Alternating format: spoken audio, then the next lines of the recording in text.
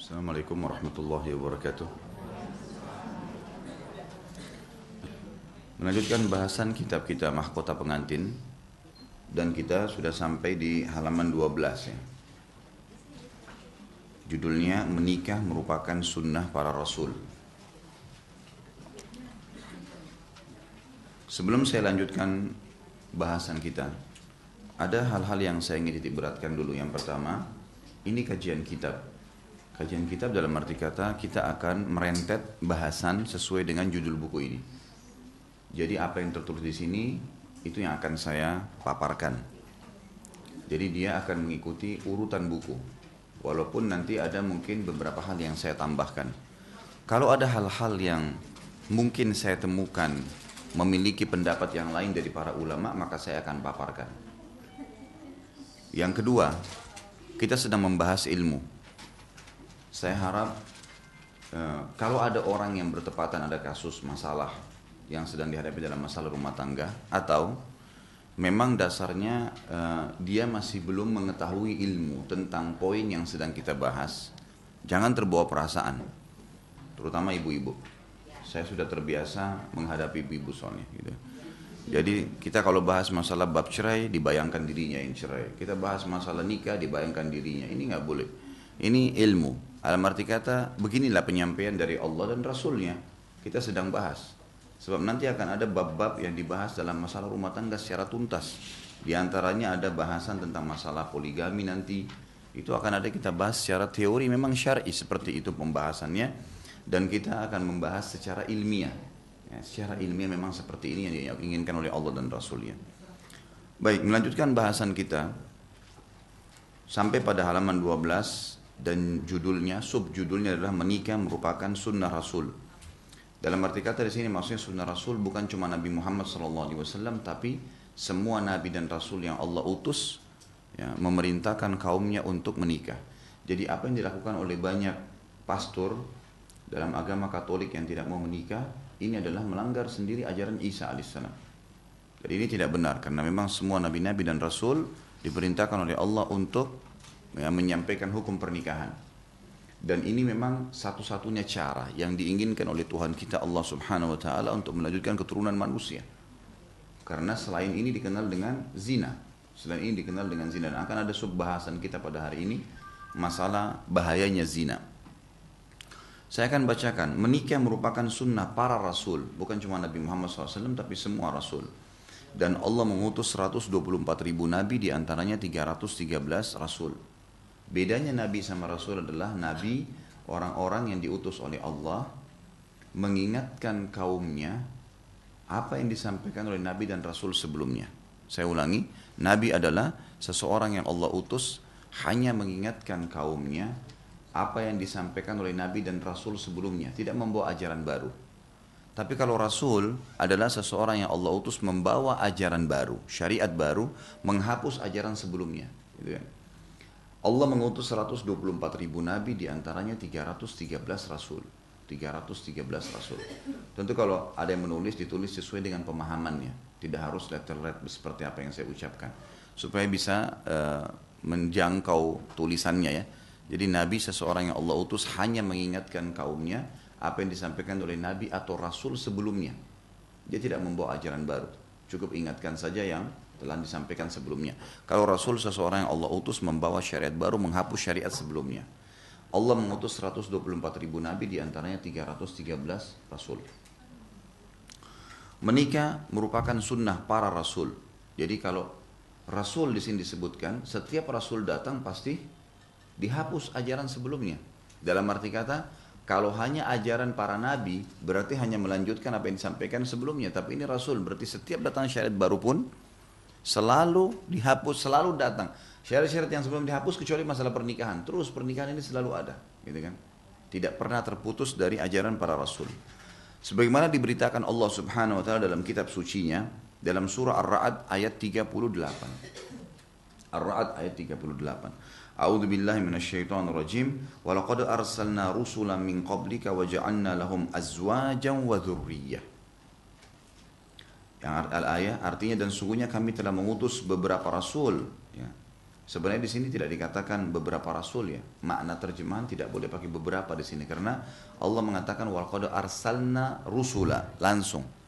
Tidak ada kata-kata ba'd. Ba'd ini artinya sebagian. Tapi di sini Allah menggunakan langsung walqad arsalna rusulan. Kami telah mengutus seluruh rasul. Jadi kalau yang pegang bukunya terjemahan mengutus beberapa rasul, beberapa ini dicoret. Ini. Sebelum kamu hai Muhammad dan kami memberikan pada mereka istri-istri dan keturunan. Mereka menikah. Itu bagian daripada perintah Allah subhanahu wa ta'ala. Kemudian Nabi Muhammad SAW menyebutkan di dalam hadis yang sahih riwayat Imam Ahmad, Arba'un min sunanil mursalin at-ta'atturu wan nikahu was siwaku wal haya. Ada 4 perkara yang termasuk rutin sunnah para rasul. Tidak pernah ada perselisihan di situ. Semua rasul pasti menyampaikan ini dan menerapkannya. Yang pertama adalah memakai wangi-wangian. Semua rasul memerintahkan dirinya dan juga memerintahkan kaumnya untuk memakai wangi-wangian. Dan ini sunnah yang diperintahkan oleh Allah Subhanahu wa ta'ala. Laki-laki dianjurkan menggunakan minyak wangi yang keras tapi warnanya pudar. Perempuan dibolehkan pakai minyak wangi yang berwarna tapi baunya tidak keras. Gitu kan? Jadi bolehkah seorang muslimah pakai hand body ada wanginya? Boleh, tapi kan tidak menyolok. Pakai roll on, pakai body splash, mungkin ketemu dengan sebagian atau mungkin minyak wangi yang tidak menembus, tidak membuat fitnah, gitu kan? Jadi makna hadis Abu Hurairah anhu yang menyebutkan dia menyuruh seorang wanita pulang karena tercium baunya oleh Abu Hurairah dan itu dikhawatirkan fitnah terjadi, beliau mengatakan pulanglah dan mandilah seperti kau mandi junub. Dan makna hadis wanita manapun yang keluar menggunakan minyak wangi yang sampai mengganggu lawan jenisnya, maka dia pezina. Berarti di sini harus difahamin. Sementara ada hadis yang lain berbunyi sebaik-baik minyak wangi bagi laki-laki yang keras baunya ya, dan pudar warnanya. Dan sebaik-baik minyak wangi bagi perempuan adalah yang berwarna tapi tidak keras baunya. Jadi keliru kalau ada muslim yang memahami tidak boleh pakai wangi sama sekali. Ini nggak benar gitu kan. Jadi akhirnya maaf sampai bau badannya keluar. Ini semua tidak dibolehkan. Jadi tetap harus menggunakan hal-hal yang dibolehkan secara syar'i. Apalagi kalau berkumpul sesama kaum wanita. Mereka boleh menggunakan. Sekarang kan banyak minyak wangi yang cuma roll kecil gitu kan. Yang mungkin tidak terlalu menyolok. Allahu a'lam. Itu yang saya tahu. Jadi itu termasuk perintah para rasul. Kemudian menikah, ini bagian daripada sunnah para rasul. Jadi memotivasi masyarakatnya menjadikan hukum dari Allah untuk menikah. Yang ketiga, bersiwak, menjaga bau mulut. Jadi ini siwak bukan cuma Nabi SAW, tapi semua rasul, semua nabi-nabi menjadikan sebagai hukum. Kemudian rasa malu, malu untuk meminta. Ya. Dan ini ada hadis Nabi SAW yang berbunyi, malu itu baik dalam segala keadaannya. Sebagian ulama mengatakan, malu dibolehkan atau bahkan sangat dianjurkan kecuali di 2 keadaan. Yang pertama, menuntut ilmu. Yang kedua, mempertahankan kebenaran. Ini nggak boleh malu. Selain ini orang muslim harus malu, merasa malu. Ya, sebagaimana sabda Nabi SAW, malu itu semuanya baik, ya semuanya akan membawa kebaikan. Nabi SAW memberi kabar gembira kepada orang yang mencari kesucian diri dengan mendapatkan pertolongan dari Allah Subhanahu wa ta'ala. Menikah disuruh lakukan. Dan ada jaminan dari Nabi Muhammad SAW kalau orang menikah akan mendapatkan rezeki. Akan mendapatkan rezeki. Ini sekaligus nanti membantah dalilnya kalau ada orang yang menganggap menikah itu harus mapan dulu dari sisi ekonomi. Ini pemahaman yang salah. Secara agama nggak benar. Nggak benar. Tidak pernah ada hadis Nabi satupun setelah kalian mapan secara ekonomi baru menikah. Tidak pernah. Tapi malah terjadi banyak sahabat yang menikah sementara mereka tidak punya apa-apa sama sekali. Kata kuncinya adalah hadis Nabi SAW, wa ankihul akfa'a minkum. Ini sudah sebenarnya saya jelaskan di pertemuan pertama. Menikahlah dengan orang yang sepadan dengan kalian. Sepadan. Kalau seorang laki-laki gajinya cuma 1,5 juta, 2 juta, memang dia cari wanita yang bisa hidup dengan uang itu. Dia boleh dia nikah dengan wanita yang kosmetikanya saja 2 juta, ya kan? Akhirnya nombok utang 500 ribu, belum makan, belum segalanya. Ini nggak boleh. Ya memang dia nikah dengan wanita yang akfa, yang sepadan. Ada wanita Masya Allah yang beli bedak cuma 30.000 gitu kan. Mungkin dia beli makanan cuma 40.000, makan sama suaminya cukup. Sudah terbiasa hidup sederhana. Nah itu dia jadikan sebagai pasangan hidupnya gitu kan. Menikah dengan orang yang sepadan. Ini ada tuntunan Nabi SAW. Jadi orang yang menikah dalam Islam tidak harus mapan secara ekonomi. Tetapi kapan dia merasa dia sudah terdesak, harus dia menikah, nggak boleh. Dan yang paling ditekankan menikah laki-laki. Harus dia menikah. Nggak bisa enggak, karena ada nanti disebutkan oleh penulis buku di sini tentang masalah bahayanya kalau laki-laki tidak menyalurkan spermanya. Itu akan menjadi masalah buat dia. Di umur-umur tertentu itu sudah tidak bisa kalau dia tidak menyalurkannya, bisa menjadi penyakit buat dia. Tidak bisa menjadi penyakit buat dia. Karena itu akan ada penelitian para dokter medis seperti apa sih komposisinya sperma itu. Ya, ternyata dia terkandung di dalamnya banyak sekali udara dan api. Makanya dia sangat panas. Mungkin bagi kita aneh, tapi itu penelitian. Secara ilmiah memang seperti itu. Jadi dia akan mengganggu kejiwaan seorang laki-laki kalau tidak dikeluarkan. Dan Allah menuntun untuk mengeluarkan dengan cara yang benar. Karena Allah larang dengan zina. Allah larang dengan onani. Tapi Allah bolehkan dengan pernikahan. Nanti akan kita jelaskan lebih lanjut. Nabi SAW pertama sekarang, dalil yang ketiga tadi yang disebutkan setelah perintah para rasul, kemudian sunnah rasul, dan Nabi SAW menjamin orang yang menikah dapat rezeki, akan dibukakan rezekinya. Kata Nabi SAW, melalui sabda beliau diriwayatkan oleh Ibnu Abi Asim dalam Kitabul Jihad, juga Imam Tirmidzi dan Imam Nasa'i. Kata Nabi SAW, "Thalathatun haqqun 'ala Allahi 'aunuhunna al-mujahidu fi sabilillah wal mukatabu alladhi yuridul ada'a wan nakihu alladhi yuridul afaf." Ada 3 golongan yang berhak mendapatkan pertolongan dari Allah, pasti diberikan rezeki. Sebenarnya makna pertolongan di sini masuk dalam artinya, kata para ulama hadis, adalah rezeki, peluang hidup, kesembuhan dari penyakit, ya, kesedihan yang akan hilang. 3 orang yang pasti Allah kasih itu. Yang pertama adalah orang yang berjihad di jalan Allah. Begitu dia pergi berjihad, pasti Allah jamin. Ya, pasti Allah jamin. Subhanallah, ada saudara-saudara kita di Palestina, terutama di jalur Gaza yang memang sampai sekarang masih belum bisa ditembus oleh orang-orang Israel. Dan insya Allah akan selamanya. Di sana itu ada orang yang hafal Quran, kerjanya tiap hari hanya ribat. Anak-anak muda. Ya, terkenal sekali mereka sniper yang sangat mahir dan sangat ditakuti oleh orang Yahudi. Mereka setiap pagi ke sekolah, mereka sekolah sampai siangnya mereka ribat, duduk di puing-puing bangunan yang runtuh. Mereka duduk hanya modalnya Al-Quran di tangannya dengan air mineral segelas. Begitu terus.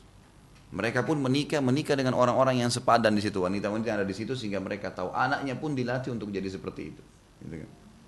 Jadi subhanallah, ada orang-orang mujahid yang Allah dikasih rezeki. Ternyata mereka ada yang jadi dokter, ada yang jadi insinyur, gitu kan. Mereka makan, mereka hidup. Allah SWT berikan rezeki. Mujahid di jalan Allah diberikan, dijamin. Gitu kan. Tidak ada orang yang pergi jihad itu kemudian miskin.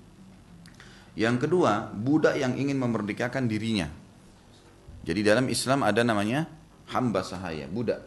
Bisa budak laki-laki atau budak perempuan. Ini didapatkan dari 2 sumber. Yang pertama peperangan. Jadi kalau terjadi jihad, pasukan muslim menyerang pasukan kafir lalu menang, maka semua personil yang ada di pasukan musuh menjadi hamba sahaya. Tentu hamba sahaya ini terjadi pada semua kaum ya. Orang-orang non-muslim pun sama. Mereka pada saat menyerang wilayah Islam, mereka jadikan muslimin sebagai budaknya. Tetapi bedanya, Islam mengatur dengan tata krama, ada adabnya. Seperti misal, kata Nabi SAW, berikanlah makan dan pakaian kepada budak kalian, seperti yang kalian makan dan kalian pakai. Perintah untuk menyamakan antara keadaan kita dengan keadaan mereka. Kemudian juga dianjurkan dalam Islam untuk membebaskan mereka. Kita temukan selalu ada kalimat dalam Al-Quran, fatahrirur raqabah, bebasin budak. Seperti misalnya orang yang bersumpah salah, demi Allah saya begini, ternyata salah atau dia dusta. Maka dendanya adalah selain taubat kepada Allah, dia harus bebasin budak. Kalau tidak punya, baru dia puasa 3 hari berturut-turut. Kalau dia tidak bisa, baru dia memberikan makan 10 orang miskin, gitu kan? Sama orang berhubungan di siang hari Ramadan. Suami istri tidak boleh. Di Ramadan puasa wajib. Kalau dia tetap berhubungan biologis, maka dendanya adalah bebasin budak. Gitu kan. Kemudian kalau dia tidak bisa puasa 2 bulan berturut-turut. Kalau dia tidak bisa, maka dia memberikan makan 60 orang miskin. Dan ini berlaku juga bagi laki-laki yang mengeluarkan kafarah sumpah zihar namanya. Sumpah zihar itu kalau laki-laki bilang pada istrinya, kamu seperti ibu saya. Perkataan ini dianggap istrinya seperti ibunya, ini dosa, nggak boleh laki-laki ucapkan itu. Mungkin karena dia sudah tidak mau menggauli istrinya, maka dia mengatakan seperti ibu saya. Maka ini tidak boleh. Perkataan ini ada hukum sendiri, namanya hukum zihar. Nggak boleh. Jadi laki-laki ini harus tobat kepada Allah dan kafarahnya adalah bebasin budak. Sama tadi, puasa 2 bulan berturut-turut sama dengan orang bergaul di siang hari Ramadan, atau dia memberikan makan 60 miskin. Ringkas cerita adalah budak ini dalam Islam dianjurkan untuk dibebasin. Tanpa kafarah pun, tanpa ada pelanggaran agama pun, merupakan sunnah Nabi SAW bebasin budak. Seperti Uthman bin Affan, ya, Talha bin Ubaidillah, gitu kan, Abdurrahman bin Auf. Ini sahabat-sahabat Nabi terkenal setiap hari mereka keluar beli budak, 30 orang, 40 orang dibebasin. Dia mengatakan saya bebaskan kalian, saya bebaskan kalian. Ada hukum sedikit di sini. Kalau budak itu dibebaskan oleh seseorang, Bapak Ibu beli, ini tadi sumber pertama jihad ya, sumber kedua pasar perbudakan. Biasanya kalau banyak jihad, maka hukum budak bisa diperjualbelikan. Maka akan ada pasar-pasar budak di Madinah dulu ada, maka boleh dibeli. Siapa saja boleh beli budak itu, kemudian dia bebasin atau dia jadikan orang yang membantunya, gitu kan.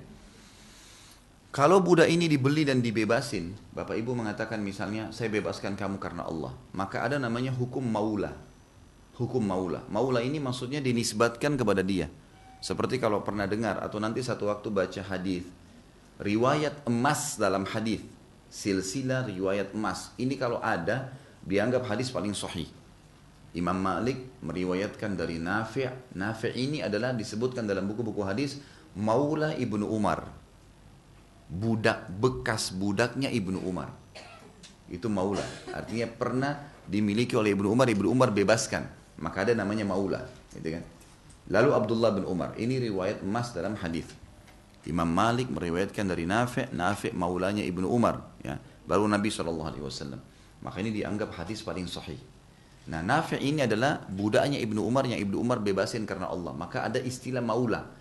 Fungsinya adalah orang tahu kalau ini budaknya si fulan dan pernah dibebasin. Dan kalau budak itu menjadi kaya, pada saat dia meninggal, tuannya yang membebaskan punya hak waris. Menjadi salah satu dari ahli waris. Hukumnya seperti itu. Ya, hukumnya seperti itu. Jadi budak itu bisa dijadikan, bisa dididik, dijadikan sebagai pekerja, bisa dijadikan sebagai penyebab pelepas denda, kafara tadi, ya. Dan bisa juga dibebasin tanpa sebab. Juga yang terakhir adalah bisa hukum mukatabah namanya. Ini yang jadi saksi bahasan kita dalam hadis. Atau seorang budak yang mau mukatabah. Apa itu mukatabah? Seorang budak datang kepada tuannya lalu dia berkata, Tuan, saya mau bebas. Apa syaratnya? Kata tuannya misalnya, saya mau kamu bayar 1 juta rupiah. 1 juta rupiah. Kata budaknya, baiklah. Bisa nggak saya cicil per bulannya 100 ribu? Kata tuannya, boleh, silahkan, kau bebasin. Maka sepakatlah antara tuan sama budak tadi, dibayar 100 ribu per bulan, selama 10 bulan dia akan bebas, namanya mukatabah. Nah, ini yang dimaksudkan tadi dalam hadis. Golongan kedua yang pasti Allah kasih rezeki adalah budak yang mau, ya, memerdekakan dirinya. Tapi dari cara mukatabah. Di sini di bahasa Indonesia ini tidak disebut itu ya. Tapi di dalam bahasa Arab disebutkan wal mukatabah alladhi yuridu al-ada. Oh, mukatabah ini budak yang sepakat dengan tuannya untuk dibebasin dari keterbudakan dengan cara menyicil atau memenuhi syarat yang diberikan oleh tuannya. Yang ketiga adalah, dan ini saksi bahasan kita, wan nakihu alladhi yuridul afaf. Dan orang ketiga yang pasti Allah kasih pertolongan dan rezeki adalah orang yang menikah yang ingin memelihara kesucian dirinya. Pasti dikasih rezeki. Asal menikah insya Allah Allah kasih rezeki. Asal dia niat sunnah Nabi, pasti Allah bukain rezekinya. Berapa banyak orang yang tadinya miskin, lalu kemudian buka usaha kecil, memulai dengan kecil-kecilan, ya Allah SWT bukakan. Saksi bahasan kita adalah golongan yang ketiga, setelah mujahid, mukatib, dan akhirnya nakih, atau orang yang menikah ini. Abdullah bin Mas'ud radhiyallahu anhu berkata, di dalam diriwayatkan oleh At-Tabarani, iltamisul ghina fin nikah. Yaqulu Allah Ta'ala in yakunu fuqara yughnihimullah min fadli wallahu wasi'un alim. Kata Abdullah bin Mas'ud, carilah kekayaan itu di pernikahan. Jadi di sini terjemahannya carilah kecukupan dalam pernikahan. Sebenarnya lebih tepat terjemahannya adalah carilah kekayaan, karena iltamisul ghina. Ghina itu kekayaan. Nah, carilah kekayaan dengan menikah. Makanya kalau Bapak Ibu pernah dengar ceramah saya yang saudaraku ini adalah rahasia rezekimu, salah satu kiat menambah rezeki adalah pernikahan. Jadi keliru kalau ada orang menunggu sampai sarjana, sampai kerja, sampai punya rumah dulu sendiri baru nikah. Ini nggak sesuai dengan syariat. Justru kalau dia menikah akan terbuka rezekinya. Ini janji dari Allah dan Rasulnya, nggak mungkin salah. Gitu kan? Ini wahyu. Carilah kekayaan dalam pernikahan, karena Allah berfirman khusus bagi orang yang mau menikah, kalau mereka fakir, maka Allah akan mencukupi mereka dari karunia-Nya, dan Allah maha luas lagi maha mengetahui. Asal niatnya karena Allah Subhanahu wa ta'ala. Petunjuk Nabi SAW mengenai pernikahan adalah petunjuk yang paling sempurna, yang dengannya kesehatan akan terpelihara. Karena nanti akan ada saling bantu-membantu, saling menjaga. Kalau suami sakit, istrinya yang urus. Kalau istrinya sakit, suaminya yang urus. Ya kan gitu. Kemudian makanan, kualitas makanan akan terjaga. Gitu kan? Kesehatan akan terjaga. Kenikmatan dan kesenangan jiwa menjadi sempurna. Ada teman ngobrol, ada teman curhat. Gitu kan? Serta tujuan dari pernikahan tercapai. Karena hubungan seksual pada dasarnya ditetapkan untuk 3 perkara yang merupakan adalah tujuan aslinya. Jadi diantaranya adalah hubungan biologis, dan itu puncak daripada pernikahan. Saya sudah bahasakan Bapak Ibu sekalian di pertemuan dasar kita dulu atau perdana kita awal. Kata Nabi SAW, man tazawwaja faqad dhamina nisfa dinahu falyattaqillaha fi nisfil baqi. Siapa yang telah menikah, dia telah menyelamatkan setengah agamanya, maka dia tinggal menjaga setengah yang tersisa. Manusia diciptakan cuma 2, laki-laki dan perempuan. Godaan terberat bagi laki-laki perempuan, godaan terberat bagi perempuan laki-laki. Kalau mereka sudah menikah, ada tempat pelampiasan biologisnya, teman ngobrolnya, gitu kan? Tempat untuk menyampaikan masalah, diskusi, maka sudah aman. Gitu kan? Seperti itulah gambarannya.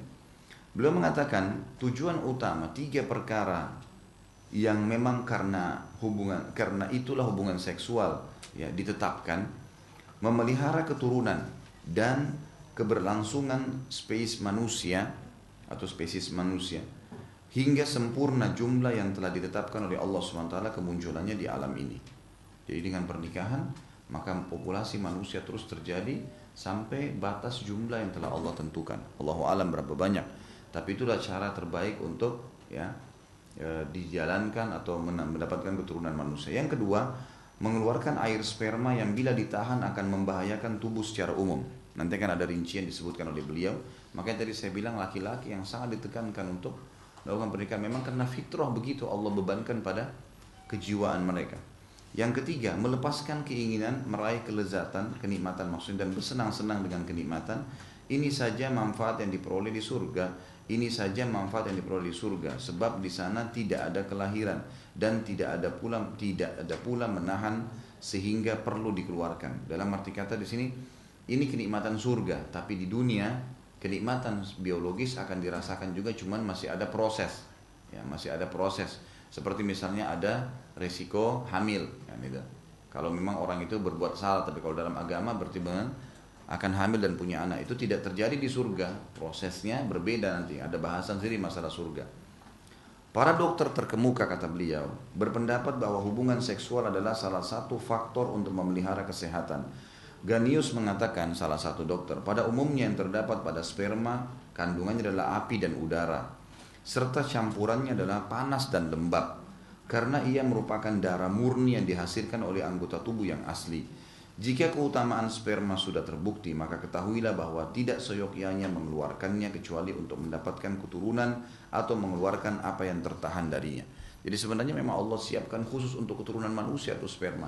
Bahkan sekarang dokter-dokter mengadakan penelitian dan sangat luar biasa mengagetkan mereka. Ternyata tetes sperma itu di dalamnya sudah terkandung sifat-sifat, karakter, bahkan sampai warna rambut, warna mata, warna kulit bayi itu. Di satu tetes sperma. Allah SWT karuniakan seperti itu dengan kemahakuasaannya, gitu kan. Kalau sel telur perempuan menampung, penampungannya nanti jadi kantongnya, tempatnya. Tapi yang bayi sebenarnya adalah sperma itu. Karena disitulah dia, gitu ya.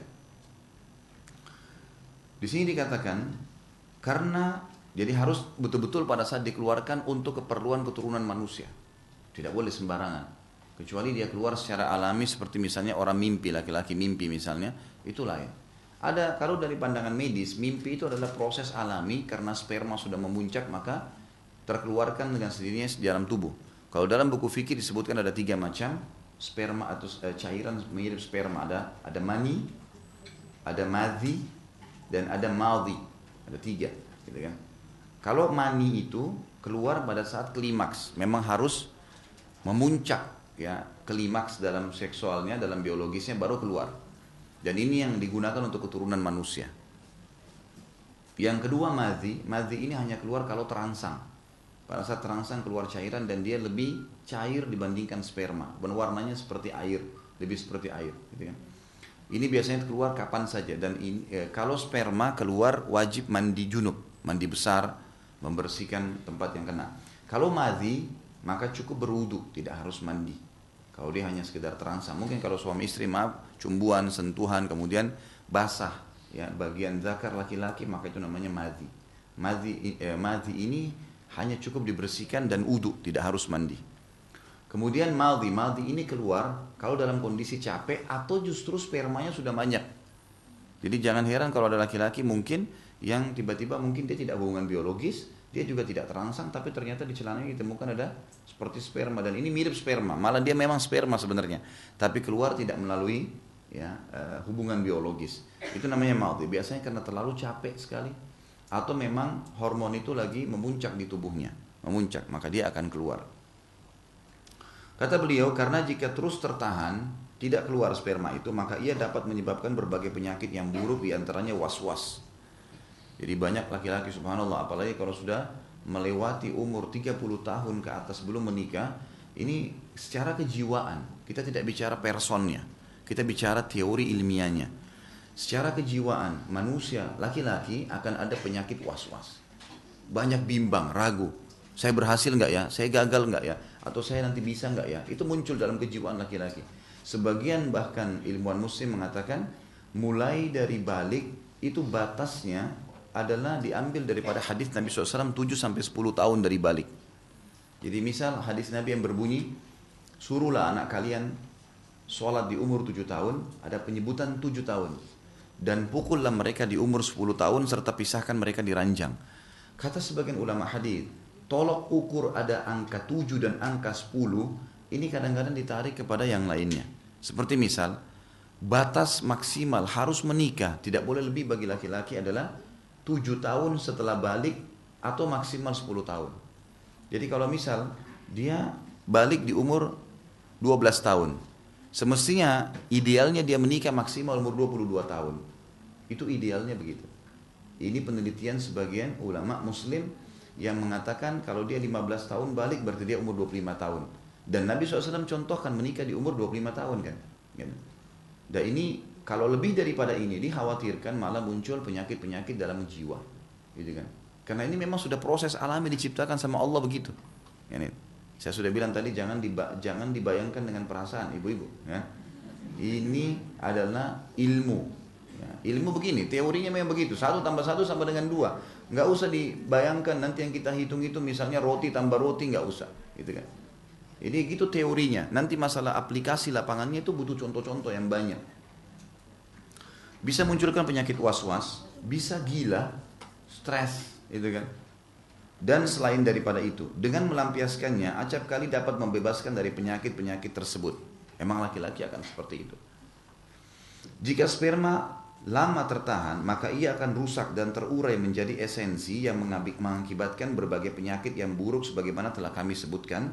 Karenanya sperma itu dikeluarkan oleh tubuh secara alami lewat mimpi jika banyak tertimbun di sana dengan tanpa hubungan seksual alami. Dan tadi saya sudah tambahkan dalam buku-buku fikih namanya madhi. Madhi itu adalah sperma yang keluar juga tanpa hubungan biologis. Sebagian salaf dari ulama-ulama sahabat dan tabi'in dulu mengatakan, seorang laki-laki semestinya membiasakan dirinya akan 3 hal. Tidak meninggalkan berjalan. Beda laki-laki sama perempuan. Laki-laki tidak boleh berhenti berjalan. Kenapa? Hikmah laki-laki disuruh ke masjid. Jalan ya. Setiap langkahnya, satu langkah mengangkat derajatnya, satu langkah mengampuni dosanya. Ada aktivitas berjalan, gitu kan? Cari nafkah, keluar, berjalan. Ada urusan berjalan nih, ngantar jenazah. Ternyata jalan itu sangat penting bagi laki-laki. Tidak boleh dia tidak jalan dalam sehari. Harus bergerak, gitu kan? Itu sudah memang seperti itulah ciptaan Allah yang dibutuhkan dalam tubuh dia. Kemudian jika ia memerlukannya suatu hari, maka ia sulit melakukannya. Ini terjemahnya agak rincu, tapi yang dimaksud rancu. Tapi yang dimaksud adalah kalau dia tidak melakukannya, maka suatu waktu nanti dia akan sulit jalan dan tidak bisa lagi jalan. Jadi laki-laki yang jarang bergerak jalan-jalan lebih mudah lumpuh. Lebih mudah lumpuh, lebih mudah stroke. Makanya orang kalau kena penyakit stroke, ya, lumpuh, pasti disuruh bergerak. Dan ini paling banyak kena bagi kaum laki-laki. Ya, paling banyak kena bagi kaum laki-laki. Yang kedua, tidak meninggalkan makan karena ususnya akan menyempit. Khusus laki-laki berbeda. Dia harus makan. Gitu ya. Kalau perempuan tidak terbatas, tidak ada batas. Ini secara penemuan secara teori ilmiah ya, seperti itu. Jadi kalau laki-laki tidak boleh telat makan. Hikmah yang lain kenapa perempuan menyediakan makan buat suaminya dan seterusnya, ini ada hikmah-hikmah tertentu di situ. Dan itu berhubungan sekali dengan proses penciptaan mereka dari Allah memang. Kemudian yang ketiga, semestinya ia tidak meninggalkan hubungan seksual tapi dengan cara yang benar. Jadi ibu-ibu maaf kalau sudah berumah tangga jangan kaget kalau suaminya selalu minta. Ya itu wajar. Ibu mungkin tidak, mungkin ibu biasa. Bahkan mungkin ada di antara ibu-ibu akan bilang, kamu tidak bosan ya? Loh betul ini. Bisa terjadi. Jangan heran karena itu fitrah alami dalam dirinya. Nggak bisa dibendung itu. Jadi kalau dia tidak lampiaskan, kalau ibu sering temu, kalau ibu nolak, pasti terjadi efek emosional. Itu kejiwaan, dia nggak bisa bendung itu. Akhirnya tiba-tiba ibu cuma sedikit saya terlambat kasih teh, dia sudah ngamuk. Masalahnya di sperma yang bergejolak dalam dirinya, ini api sama udara ini. Dan itu penuh dengan kelembapan, nggak bisa. Tapi coba kalau dia dipenuhi kebutuhan itunya, ya, terlampiaskan biologisnya, apa saja ibu bahasakan setelah itu selesai. Sampai saya kadang-kadang bilang sama ibu-ibu di pengajian saya, bapak-bapaknya kalau ibu mau sesuatu, penuhi dulu biologis di ranjang, habis itu sampaikan 1000 masalah, dipercayain sama dia. Lah betul ya. Tapi kalau tidak mau dandan, tidak mau layanin, tidak mau ini, satu masalah saja ibu sampaikan sudah pecah, dunia nggak bisa. Emang sudah begitu. Ini berhubungan dengan, semua berhubungan dengan masalah penciptaan mereka. Fitrah ini alami. Kenapa ada hadis Nabi SAW yang berbunyi, wanita walaupun lagi dicorong asap rumahnya, kalau dipanggil sama suaminya biologis harus datang. Coba, secara zahir hadis ini, kesannya kok perempuan digituin ya. Kesannya ya, tanda kutip, tapi Allah pencipta lebih tahu. Ternyata itu sangat berpengaruh pada kejiwaan suaminya kalau di luar rumah. Sangat berpengaruh. Semua laki-laki yang sudah berumah tangga pasti tahu. Pada saat terlampiaskan biologisnya, di luar rumah dia akan sangat tenang. Mudah untuk berpikir, tidak mudah emosi. Memang begitu pengaruh kejiwaannya, gitu kan? Jadi sangat wajar, sangat wajar. Gitu. Sementara perempuan memang juga secara medis terbukti tidak terlalu seperti laki-laki. Artinya memang kalau dia dirangsang maka akan terpengaruh. Kalau enggak, tidak bisa. Laki-laki itu mungkin dari pandangan sudah cukup membuat dia terangsang. Dari ucapan kata sudah cukup membuat dia terangsang. Karena masalahnya ada cairan sperma itu yang memang membuat tubuhnya itu bisa merasakan panas. Tubuhnya merasa bergejolak, memang ada seperti itu. Maka dianjurkan untuk tidak meninggalkan ini. Sampai Abdullah bin Umar radhiyallahu anhu, Abdullah bin Umar itu kalau beliau selesai buka puasa dengan air putih dan kurma, pulang sholat, habis itu ke masjid sholat maghrib, habis pulang langsung berhubungan biologis sama istrinya. Beliau menjadikan itu sebagai bagian daripada ibadah dan kebutuhannya. Jadi itu bukan aib. bukan aib. Kalau kita baca di buku-buku medis selalu dibahasakan bahwasanya biologis itu normalnya seminggu sekali. Saya pernah baca salah satu buku medis begitu, dan ini hukum syariat berbeda. Nggak ada seminggu sekali. Kapan dibutuhin? Karena kalau sperma sudah harus keluar, dia akan bergejolak di tubuh laki-laki. Nggak bisa. Akan mengacaukan semuanya, gitu kan? Bahkan kalau sampai pada puncaknya dia berani melakukan perbuatan-perbuatan yang berbahaya hanya karena masalah sperma tertampung. Ini bahaya sekali. Kasus banyak laki-laki memukul istrinya. Kasus banyak laki-laki berkata-kata kasar. Kalau ditelusurin permasalahannya cuma satu. Biologisnya bermasalah dengan istrinya. Karena masalah itu. Gitu kan? Kembali ke masalah ini. Lalu dikatakan, kata beliau, secara rasional, karena jika sumur tidak ditimba, maka hilanglah airnya. Justru sebaliknya, kalau laki-laki terus kemudian dia tidak lampiaskan, ya gitu, emosional terus berjalan, maka ada puncaknya nanti. Puncaknya tubuhnya akan melemah. Sampai pada tingkat melemah. Tiba-tiba banyak hal-hal yang kena ya. Masalah penyakit gula, masalah penyakit tulang, masalah macam-macam. Larinya ke situ. Spermanya nanti akan mengering dan akhirnya jadi masalah buat dia. Merusak organ tubuh yang lainnya. Muhammad bin Zakaria rahimahullah mengatakan, barang siapa yang meninggalkan hubungan seksual dalam waktu yang lama, maka kekuatan syarafnya akan melemah. Cara berpikirnya, gitu kan? Itu semua akan melemah. Dan ini terjadi walaupun laki-laki itu sudah tua. Kita temukan ada laki-laki yang seksualnya terjaga, biar umur 80 tahun tetap sehat. Umumnya begitu. Dan kalau yang sudah jarang, sudah sampai ada yang sampai bertahun-tahun bahkan tidak menyentuh lagi istrinya, maka dipastikan ini bermasalah buat dia. Baik itu mungkin mengganggu pola cara berpikirnya, urat-urat sarafnya melemah, banyak penyakit yang kena dan segalanya. Alirannya tersumbat, gitu kan, dan kemaluannya tidak berfungsi lagi, lama-lama tidak akan berfungsi. Ia mengatakan, aku melihat segolongan orang yang meninggalkan hubungan seks karena sejenis kezuhudan, atau sering disebutkan oleh orang-orang sufi takasyuf. Takasyuf ini tidak usah berhubungan biologis sama istri, tidak usah nikah, untuk zuhud. Ini salah ini, ya, ini salah. Seperti yang dilakukan oleh pastor di Katolik, nggak usah kenal perempuan. Akhirnya apa yang terjadi? Umumnya mereka masih umur 50, 45, 50 yang tidak pernah sama sekali menikah, ini justru stres, gila, penyakit, masalah semuanya. Atau kelihatan sangat tua wajahnya, gitu. Subhanallah, ada kasus lapangan, teman ayah saya. Beliau cerai sama istrinya. Beberapa tahun tidak menikah, gitu kan? Masih hidup, masya Allah sampai sekarang. Dia cerita, dia bilang, semenjak dia mungkin 4-5 tahun cerai nggak nikah. Dia bilang, saya bawa obat. Dia bilang sama saya bawa obat ini. Obatnya banyak, satu kresek gitu. Macam-macam. Antibiotik lah, vitamin lah, inilah. Obat untuk saraf ini, macam-macam. Penuh, mungkin ada 10 obat. Dia bilang, saya minum terus. Begitu Allah SWT mudahkan saya menikah, obatnya dibuang semua. Nggak minum obat lagi. Nggak ada lagi minum obat itu. Dia bilang, tiba-tiba saya rasa saya nggak butuh obat. Ini contoh kasus lapangannya. Ternyata dengan dia melampiaskan biologisnya, hilang penyakitnya. Fitrah seperti itu. Dikatakan oleh beliau, banyak orang yang contohnya meninggalkan seks karena masalah kezuhudan, takasyuf, kalau dalam ilmu tasawuf dikatakan, maka badan mereka menjadi dingin, gerakan mereka menjadi sulit, ya, mengalami keputusasaan dengan tanpa sebab, syahwat dan kekuatan mereka jadi melemah. Di antara manfaat hubungan seksual adalah menundukkan pandangan. Orang kalau sudah pelampiaskan biologisnya, maka dia otomatis akan bisa menurunkan pandangannya di luar. Ini mungkin tentu bapak-bapak yang sudah menikah tahu tentang masalah. Kalau dia melampiaskan biologis yang positif dan istrinya bisa melayaninya, maka di luar dia bisa gudul basar namanya, turunkan pandangan dari yang haram. Bahkan subhanallah sampai pada tingkat seperti apapun fitnah perempuan di depan mata dia tidak terpengaruh. Tidak terpengaruh. Tapi kalau tidak terlampiaskan, biar nenek-nenek jadi cantik. Loh iya, itu berbahaya. Ini sudah fakta lapangan, gitu kan? Jangan dibayangkan. Jadi nggak usah bilang gawat. Ini kata-kata gawat ini dibayangkan. Menahan diri. Di sini dikatakan di antara manfaat hubungan seks, manfaatnya adalah ia menundukkan pandangan, menahan diri dan mampu memelihara diri dari keharaman. Hal itu juga diraih oleh wanita. Tapi wanita beda dengan laki-laki, beda dengan pria. Memang ibu-ibu kapan derangsang? Apa hikmahnya? Kenapa dalam syariat perempuan disuruh dandan? Suruh wangi-wangi. Bahkan ada hadis nanti kita pelajari, wanita ahli surga, wanita yang bisa membangkitkan syahwat suaminya. Disuruh godain suami. Karena Perempuan tanpa dirangsang nggak mau berhubungan biologis.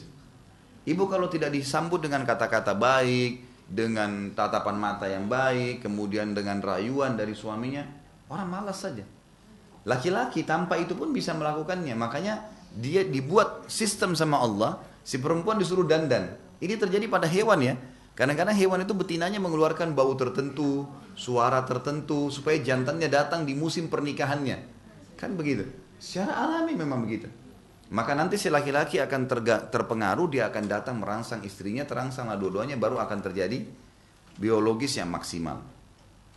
Jadi hubungan seksual bermanfaat bagi dirinya di dunianya dan di akhiratnya.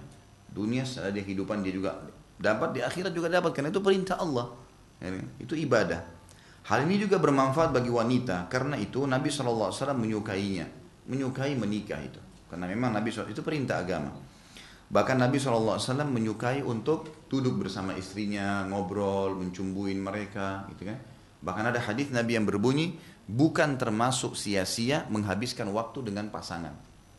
Jadi biar bapak ibu duduk sama istrinya atau sama suaminya ngobrol seharian itu tidak berdosa. Ngobrol apa saja, yang penting tidak haram. Cuma ngobrol-ngobrol, bercanda-bercanda, itu bagian daripada ibadah. Sampai seperti itu dalam agama kita. Tapi jangan juga ibu-ibu pulang sebentar bilang, Ustaz Khalid bilang loh, jadi suaminya nggak boleh kerja. Itu nggak juga begitu ya. Pokoknya dari pagi sampai malam sama saya. Jangan, gitu kan. Suami juga harus cari kerja. Tapi ini hukum syar'inya. Kalaupun mereka duduk ngobrol segala itu tidak sia-sia. Sementara kan orang kalau duduk ngobrol, buang-buang waktu itu bagian dari dosa. Nggak boleh kalau buang waktu kosong. Tapi kata Nabi SAW, termasuk tidak buang-buang waktu itu adalah orang yang menghabiskan waktu dengan istrinya, ya, atau ngobrol ataupun yang lainnya. Nabi SAW bersabda di dalam hadis riwayatkan oleh Nasai dan Imam Ahmad, "Hubbiba ilayya minad dunya an-nisa'u wat-tibu wa ju'ila qurratu 'aini fis shalah." Dijadikan kepadaku dunia ini jadi indah, aku jadi suka karena 3 hal. Yang pertama karena adanya wanita yang akhirnya dinikahi menjadi pasangan hidup dan jadi ibu anak-anak. Kemudian yang kedua karena adanya tib, yang pegang buku dicoret terjemahannya itu. Terjemahnya itu ditulis yang baik-baik. Ini bukan, tip itu artinya minyak wangi ya. Jadi terjemahnya ini keliru. Dicoret, diganti dengan minyak wangi. Nabi SAW paling gemar dengan wangi-wangian. Sampai para sahabat mengatakan, kami kalau salaman dengan Nabi SAW maka kami temukan bau wanginya berbekas sampai 3 hari. Jadi Nabi SAW sangat gemar. Dan beliau kadang-kadang kalau meletakkan wangi-wangian, ditaruh dari kepala beliau sampai ke seluruh tubuh, sekujur tubuh. Beliau seringkali khusus memesan dari negeri Syam serbuk yang wangi. Kalau kita seperti bedak mungkin ya. Dan beliau menyuruh istrinya meletakkan dari batang leher beliau sampai ke kaki, kecuali kemaluan beliau letakkan sendiri. Jadi Nabi SAW memang sangat senang dengan wangi-wangian ini. Kemudian juga kata Nabi SAW, dan Allah menjadikan hiburan utamaku dalam sholat. Setiap aku sholat, aku terhibur luar biasa. Puncak hiburan Nabi SAW adalah sholat. Saksi bahasan kita ada masalah wanita di sini, ada masalah wanita. Saya pernah sampaikan di tema saya manajemen rumah tangga Islami, itu juga bisa Bapak Ibu ikutin di YouTube, ada tablik akbar kalau tidak salah waktu itu di Malang atau di beberapa kota memang pendidikan sekitar 5 jam. Di antaranya saya sebutkan seorang perempuan harus memahami tentang masalah 3 hal dari suaminya yang dia harus penuhi secara duniawi. Yang pertama pandangan mata, yang kedua perutnya, yang ketiga kemaluannya. Ini 3 hal yang harus dijaga oleh seorang istri. Dan insya Allah dengan menjaga itu suaminya akan selalu sayang, cinta, perhatian sama dia. Karena ini kebutuhan dasar secara alami, fitrah. Banyak laki-laki pun tidak tahu itu. Laki-laki sendiri banyak yang tidak tahu kalau ini kebutuhan dasar mereka. Pandangan mata. Jadi ada hadis yang menyebutkan, kata Nabi SAW, wanita ahli surga, wanita yang kalau kau lihat kepadanya, kau akan senang. Jadi ternyata pandangan bagi laki-laki beda. Misal, kalau suaminya ibu bilang, saya mau kamu pakai baju merah. Misal, mungkin bagi ibu itu biasa, merah. Ya sudahlah, kalau nggak ada hitam, nggak apa-apa. Kadang-kadang ada ibu-ibu tidak paham, lalu dia balas cerewet. Rewel amat sih, udah hitam aja nggak apa-apa. Gitu kan. Misal, bagi dia tidak penting. Kalau ibu-ibu terbalik ya, beda ini.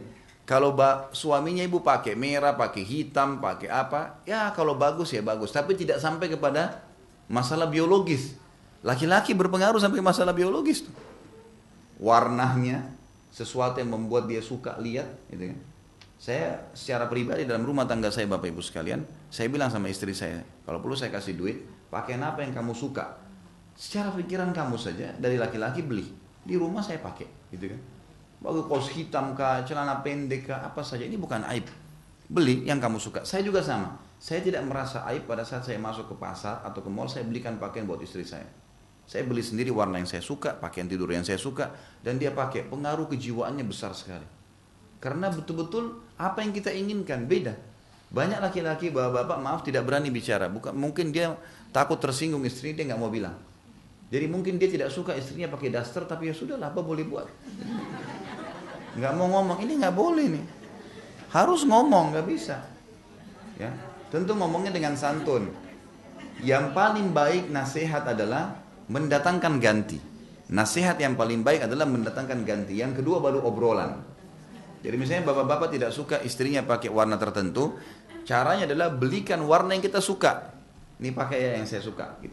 Itu penting sekali. Pernah terjadi dan banyak terjadi kasus perceraian hanya karena masalah pandangan mata. Subhanallah. Ada kerabat saya sendiri. Dan saya pecahkan permasalahan rumah tangga mereka. Ternyata kasusnya karena suaminya suka rambut panjang. Istrinya ini dari sebelum nikah suka rambut pendek. Suaminya sudah selama 15 tahun menikah selalu bilang, panjangin rambut kamu. Iya. Udah dianggap biasa. Enggak dijalankan. Puncaknya 15 tahun. Setelah 15 tahun suaminya enggak mau sentuh lagi sama sekali. Istrinya minta maaf, dia tidak mau maafin. Setelah saya telusurin, saya bicara empat mata, masalahnya karena rambut. Loh iya. Yang selama ini istrinya anggap remeh. Jadi pandangan mata bagi laki-laki berbahaya sekali. Pengaruh sekali. Kapan ibu tidak mau ikutin, jangan salahin kalau dia selingkuh, kalau dia tidak punya iman di luar. Berbahaya. Karena dia lihat fitnah yang dia inginkan. Apa yang perempuan pelacur lakukan? Pada saat ada laki-laki tidak beriman kepada Allah, dia lagi masalah sama istrinya, dia pergi ke bar misalnya. Perempuan yang tidak benar ini datang. Yang dia lakukan pertama, dia tanya, masalah apa? Oh, istri saya tidak mau penuhi kebutuhan biologi saya. Maka si perempuan nakal ini penuhin itu. Gitu kan? Penuhin itu. Jadi dia tahu apa kekurangannya nih. Dipenuhin sama dia. Padahal sebenarnya ini sifatnya buruk. Banyak buruknya. Sampai pada tingkat ada laki-laki menikahi pelacur gara-gara itu. Karena masalahnya itu tidak dipenuhi. Itu saja. Kenapa memang kalau rambutnya dipanjangin? Apa masalahnya? Suka kuncir begini. Lakukan saja kuncir. Kenapa? Ketaatan kepada Allah. Jangan lupa kaidah yang selalu saya sebutkan. Di setiap pertemuan kita punya kaidah-kaidah dalam menjalankan rumah tangga. Jadikan istri, suami, anak, orang tua, tanda kutip boneka yang Allah titipkan. Ini suamimu ya, layani dia, puasin dia, buatin makan. Karena saya, Allah bilang, karena Allah. Saya kasih balasan kau masuk surga. Tinggal tunggu ibu, tunggu malaikat mau cabut dulu masuk surga. Hanya itu. Apa susahnya? Kenapa harus rewel? Ini laki-laki juga begitu. Ini istrimu ya, kasih dia nafkah. Kali kerjamu kasih, penuhi kebutuhannya, kasihkan tempat tinggal, buat dia makan dan minum. Sudah, bersenang-senang lah, gitu kan? Jadikan mereka, karena saya kata Allah, saya kasih balasan pahala dan kau akan masuk surga. Ini orang tua kamu ya, mau jelek kah, mau cacat kah, orang tuamu. Bakti ya, karena saya kasih balasan surga. Selalu semua karena Allah. Orang kalau karena Allah tidak pernah jenuh. Nggak pernah jenuh, gitu kan? Karena dia tahu ini perintah Allah Subhanahu Wa Taala. Orang berdakwah, orang mencari nafkah, semua kalau niatnya karena Allah tidak ada kejenuhan. Ada kegagalan, dia coba cara lain lagi. Seperti itu. Orang yang cerdas dari manusia seperti anak kecil. Jatuh dari sepeda, dia berdiri lagi walaupun luka, sampai dia bisa. Harusnya begitu. Orang yang bodoh adalah jatuh sekali dari sepeda, tidak mau lagi naik sepeda, sampai orang tuanya jual sepedanya dan sampai tua tidak bisa naik sepeda. Kemudian yang kedua masalah perut, makanan. Memang ibu-ibu suka variasi makanan, tapi bapak-bapak itu biasanya lebih khusus lagi. Jadi misal biasanya kalau masalah makanan sedikit ada kerewelan di sini, tanda kutip ya. Jadi kalau misalnya suaminya suka makan sayur asam, pengennya setiap dihidangkan makan ada sayur asam, udah buat aja. Nggak usah ibu bilang kamu nggak bosan ya. Nggak usah. Ibu pengen pecel, pengen ikan asin, hidangkan juga nggak apa-apa. Tapi kesukaan suami ada di situ. Kalau dibuat apa yang dia suka, pasti. Jadi ciri-cirinya adalah begitu diambil makanan, itu yang paling pertama disentuh sama dia. Habis terus tuh. Mau 10 tahun, mau sampai mati, nggak apa-apa. Nggak usah diganti menunya, tambah boleh. Nah, iya. Di Makassar, karena saya dari Makassar, ada kebiasaan orang Makassar, Bugis Makassar tuh kalau buat sayur dari kacang hijau. Jadi kacang itu bukan cuma dibuat kolak, tapi di Makassar tuh bisa dibuat sayur. Jadi dibuat kayak sayur, jadi memang dicampur dengan potongan-potongan daging, kentang, tapi kacang hijau gitu kan. Ada satu orang suaminya suka sekali dengan kacang hijau ini. Setiap kali suaminya bilang kacang hijau saya mana, kamu nggak bosan ya? Terus begitu. Dihidangkan kacang hijau lagi, ini makan nih kacang hijau, selalu diolok-olok suaminya. Sampai akhirnya terjadi perceraian gara-gara kacang hijau. Betul itu. Karena istrinya akhirnya mengambil keputusan sudah nggak usah buat kacang hijau, coba yang lain. Padahal suaminya suka itu. Tinggal tambah menu lain. Nggak bisa, masalah perut ini lain, gitu kan? Memang penting bagi dia. Memang penting bagi dia. Jadi coba peka. Kalau suami sudah mengatakan saya lagi pengen makan ini, ya sudah. Udah. Subhanallah, ada saya tahu salah satu kerabat saya itu masya Allah dia sangat sayang sama istrinya. Saya coba duduk ngobrol-ngobrol sederhana. Istrinya punya ciri khas. Jadi setiap kali pagi kalau duduk sama-sama sebelum dia pergi kerja, istrinya tanya, kayaknya pengen makan apa nih? Apa ya? Bingung. Terus istrinya coba paparkan seperti menu. Ini kamu mau ini nggak? Mau ini nggak? Atau ini nggak? Ya kayaknya sih saya pernah makan ini. Udah dia sudah tangkap tuh. Istrinya masuk dapur buat itu. Pulang suaminya sudah ada itu. Masya Allah apa yang saya sebut tadi sudah ada nih. Allah kasih. Ya. Jadi selalu begitu. Suaminya nggak pernah punya masalah dalam masalah itu. Luar biasa. Dan ini kalau diniatkan karena Allah pahala. Yang ketiga masalah kemaluan. Ini nggak bisa ditunda. Sampai wanita haid dan nifas pun wajib layani suaminya, tapi bukan pada kemaluan. Makanya dalam hadis Bukhari, Aisyah berkata radhiyallahu anha, kami kalau sedang berhalangan dan Nabi ingin membasyir, basyir itu mencumbuin kami, melampiaskan biologis beliau sehingga spermanya keluar, maka kami beliau memerintahkan kami mengikat kain di tempat kemaluan kami dan beliau mencumbui kami. Dan nanti akan kita bahas lebih jauh dalam masalah biologis, bolehnya melakukan apa saja selama yang tidak diharamkan. Selama yang tidak diharamkan. Tentang kasus meletakkan kemaluan laki-laki di dubur atau di kemaluan pada haid dan nifas. Selain ini tidak ada larangan, gitu kan? Maka boleh orang melakukan apa saja selama itu tidak dilarang dalam agama. Jadi ini nanti akan ada bahasan sendiri tentunya. Baik, ini poin sub bahasan tadi tentang masalah menikah merupakan sunnah para rasul. Tentu untuk laki-laki tadi yang 3 hal yang diperhatikan. Kalau untuk perempuan, ya, untuk perempuan lebih banyak terfokus kepada 2 hal, pandangan mata dan perut. Kalau kemaluan ini masih tambahan saja kata para ulama. Jadi umumnya kalau perempuan itu sudah dipuji pada saat menggunakan pakaian, kemudian apa yang dia suka di rumahnya ditata, penataan diberikan oleh suaminya, tempat tinggal, kendaraan, makanannya terpenuhi, maka ini umumnya sudah seperti kebutuhan pokok, ya, kebutuhan pokok. Nanti kalau seminggu sekali biologis pun itu tidak ada masalah, gitu ya. Kalau laki-laki nggak bisa seperti itu. Baik, beliau sebutkan sekarang sub bahasan yang lain, waspada terhadap zina. Jadi setelah menjelaskan nikah itu bagian daripada perintah agama, maka beliau menjelaskan tentang bahayanya zina. Jadi ada 2 istilah dalam agama kita. Dua-duanya berhubungan dengan masalah pelampiasan biologis, zina dan nikah. Dua-duanya istilah. Zina adalah meletakkan kemaluan pada yang tidak halal, tidak sesuai dengan hukum Allah. Nikah meletakkan kemaluan pada yang halal. Jadi memang 2 istilah yang sama tujuannya tetapi beda jalurnya, gitu kan. Belum mengatakan waspada terhadap zina. Tadi perintah terhadap nikah. Jadi 2 istilah yang memang digunakan dalam syariat kita. Nikah adalah benteng yang melindungi seorang hamba dari keterjerumusan ke dalam zina yang merupakan salah satu dosa besar. Allah telah memperingatkan agar waspada terhadap zina dan kerugian yang ditimbulkannya. Sebab ketika kerugian yang ditimbulkan zina merupakan kerugian terbesar, yaitu bertentangan dengan kemaslahatan sistem alam dalam memelihara garis keturunan. Zina akan membuat setites sperma saja jatuh ke rahim seorang wanita, sudah cukup membuat si laki-laki akan ternisbatkan menjadi ayahnya anaknya sampai mati. Kalau laki-laki itu jahat, udah kacau semua nih. Kan gitu.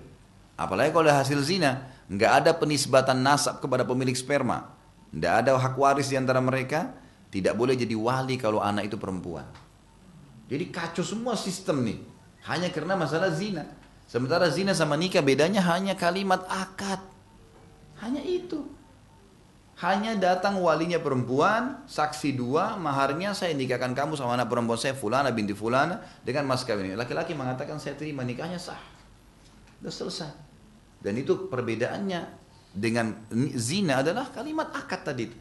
Masalah acaranya itu adalah sunnah Nabi SAW. Tapi ini yang wajibnya. Yang gitu. Berhubungan biologis dalam hal yang diharamkan berbahaya. Kalau si perempuan hamil, dua-duanya malu, keluarganya malu, namanya rusak di masyarakat. Anak yang lahir nggak jelas statusnya. Kalau dia akad nikah, kan gitu. Dan ini zina dimulai dengan ketakutan, diakhiri dengan penyesalan.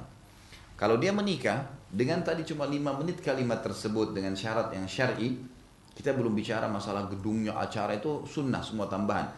Kemudian mereka berhubungan biologis dan hamil istrinya, dua-duanya senang, keluarganya senang.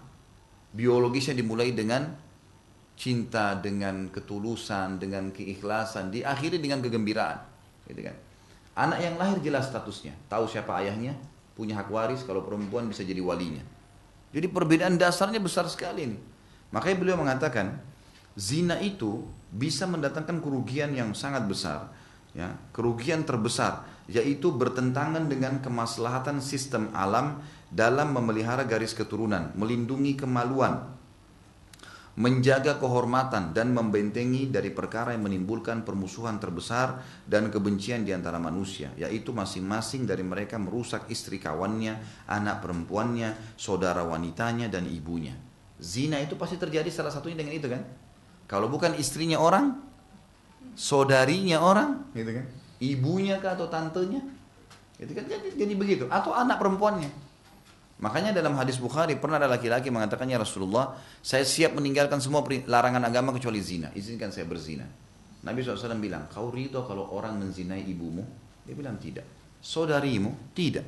Istrimu? Tidak. Anak perempuanmu? Tidak. Lalu bagaimana kau mau orang lain melakukan bagaimana kau bisa lakukan pada orang lain? Gitu kan? Jadi akan rusak, terjadi permusuhan tuh. Ya, terjadi permusuhan. Dikatakan di sini, itu adalah kerusakan dunia yang kerugiannya mengiringi kerugian yang ditimbulkan dari pembunuhan dalam hal dosa besar. Ya, karena misal kalau hamil maka akan dibunuh, digugurkan kandungannya, atau terjadi keributan, akan cekcok. Kalau si laki-laki menghamili seorang wanita dari zina, kemudian ditinggalkan sama dia, ribut itu. Tentu saudaranya si perempuan akan ribut, bisa perang, bisa saling bunuh-membunuh, dan banyak kasus berhubungan dengan masalah itu.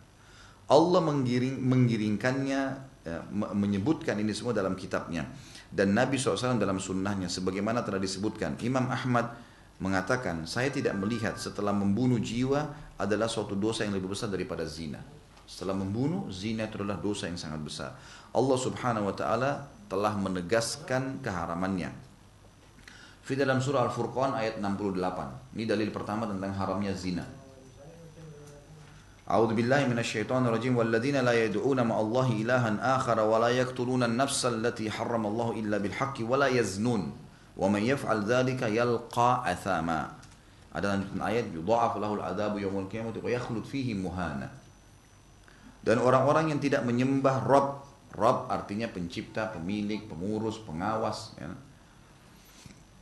yang lain beserta Allah, dan tidak membunuh jiwa yang diharamkan Allah kecuali dengan alasan yang benar. Jadi kalau misalnya ada orang yang diserang lalu dia membela diri oleh perampok, oleh penjahat, lalu dia membunuh, maka itu boleh, itu alasan yang benar, dia bela dirinya. Nah, itu. Atau ada orang yang membunuh lalu ditangkap oleh pemerintah Muslim lalu dihukum dengan kisos, dipenggal lehernya karena membunuh, maka itu dengan alasan yang benar.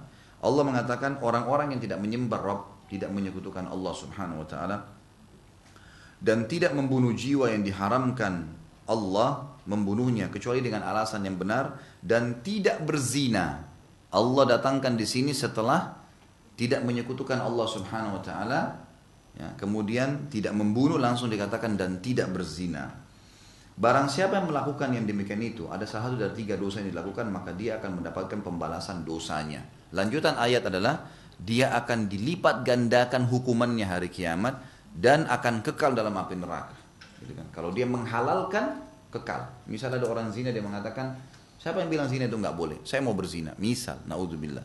Maka ini berarti dia sudah menghalalkan apa yang Allah haramkan. Hukumnya batal keislamannya. Ini bisa kekal dalam api neraka. Tentu di sini teman-teman sekalian, penyebab atau faktor utama seseorang itu atau banyak terjerumus zina, saya menyimpulkan ada dua. Yang pertama, karena memang kurang fahamnya banyaknya kaum muslimin tentang pentingnya nikah, ya, dan tidak ada batasan dalam menikah itu walaupun masih muda. Tidak ada hubungannya dengan materi. Ini karena jahilnya mereka. Sampai saya pernah bahasakan, kalau bapak ibu nanti punya anak, dan anak ini kelihatan kok secara kejiwaan. Kalau anak itu sudah mulai cenderung dengan lawan jenis, biasanya ada pembangkangan terhadap orang tua. Sering terjadi. Kalau kita lihat anak perempuan kita sudah mulai bantah orang tua, biasanya ada laki-laki di belakangnya dia. Sama sebaliknya, itu sudah umum ya. Saya tidak bicara secara personalnya, tapi ini kita bicara secara globalnya. Maka sama halnya, anak laki-laki sudah mulai membangkang, sudah gini karena ada perempuan di belakangnya. Ini semua permasalahan. Kalau kita lihat secara kejiwaan, anak kita sudah butuh dengan pasangan, nikahkan. Wah, anak saya masih 18 tahun, tidak masalah. Kenapa kalau dinikahkan? Konsep yang mengatakan harus ijazah dulu ini susah nih. Kalau dia tamat nanti nunggu 22 tahun, setelah itu ibunya dan ayahnya lagi dengan egonya, mereka punya pasangan bisa lampiaskan, anaknya sudah nggak bisa menahan. Lalu kemudian dia bilang, nanti nak kalau kamu sudah usaha, kalau kamu sudah kerja, nanti kalau kamu sudah kerja pun baru 2 tahun, ya, nanti beli rumah dulu, nanti beli begini. Akhirnya anaknya kalau tidak beriman berzina, gitu kan? Ini nggak boleh. Kenapa kalau kita datangkan sepiring tambahan 1 piring makanan di meja makan kita untuk anak mantu, yang nanti kita bantu dengan ide-ide yang akhirnya membuat anak kita aman. Anaknya aman tuh karena sudah ada pelampiasannya. Dan subhanallah banyak anak laki-laki tadinya kekanak-kanakan, sering ugal-ugalan, begitu nikah diberikan tanggung jawab, itu luar biasa, berubah total. Apalagi kalau sampai dikasih rumah, ini rumah, kamu coba jalani rumah tangga kamu, gitu kan. Insya Allah itu bisa. Jadi kekhawatirannya tidak perlu ada. Ini faktor pertama yang banyak membuat akhirnya ya pernikahan itu tertunda dan perzinahan merajalela. Karena kejahilan mereka tentang masalah hukum syar'i dan selalu menghubungkan prestasi dunia dengan masalah pernikahan. Padahal ini bagian daripada ibadah, tidak tunggu prestasi dunia. Dan menikah tentu dengan orang-orang yang sepadan. Yang kedua, pengaruh besar dari eksternal kaum muslimin dari luar nih, seperti misalnya kehidupan orang-orang barat, kan itu. Ini banyak sekali pengaruh mereka. Jadi harusnya pacaran dulu sebelum menikah, harus kenal dulu lebih jauh. Kenal ini ada caranya. Dalam hukum syar'i ada kaidah penting dalam mengenal pasangan. Ada 3 poin dalam mengenal pasangan sudah cukup, tidak perlu jalan sama-sama pun tidak masalah. Yang pertama, melihat sesuatu yang menarik bagi kita. Dan ini tolak ukurnya wajah dan telapak tangan. Kata ulama fikih, wajah itu adalah simbol dari kepala sampai ke perutnya. Dan telapak tangan ini adalah simbol dari kemaluan sampai ke kakinya. Artinya memberikan gambaran umumnya. Makanya wanita boleh dilihat muka dan telapak tangannya, gitu kan. Ini kata Nabi SAW, lihatlah sesuatu yang menarik dari calon pasanganmu. Perempuan pun sama boleh melakukan hal yang sama, tapi umumnya laki-laki diperintahkan itu. Yang kedua, ya, ini faktor kita sedang menepis faktor eksternal ya. Karena banyak orang terpengaruh dengan pola hidupnya orang non-muslim. Kalau saya tidak pacaran, bagaimana bisa saya mengenalnya? Ini pemahaman yang salah. Dan dari mana konsepnya orang pacaran keluar berdua malam minggu tidak berzina? Bagaimana caranya bisa difahamin? Berdua ke bioskop, berdua ke tempat yang sunyi. Awal mungkin pegangan, hari selanjutnya ciuman, hari selanjutnya sentuh-sentuhan, zina.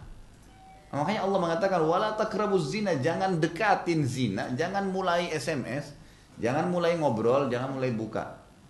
Caranya menikah bagaimana? Saya tidak kenal dia ustadz, ini rahasianya. Yang pertama, lihat sesuatu yang menarik dari wajah dan telapak tangan. Cukup, ini relatif. Anda bisa menilai masing-masing. Oh ini cukup buat saya. Oh saya suka alisnya, saya suka matanya, suka bibirnya, itu boleh dalam syariat wajah dan telapak tangan. Yang kedua adalah mengenali keluarganya.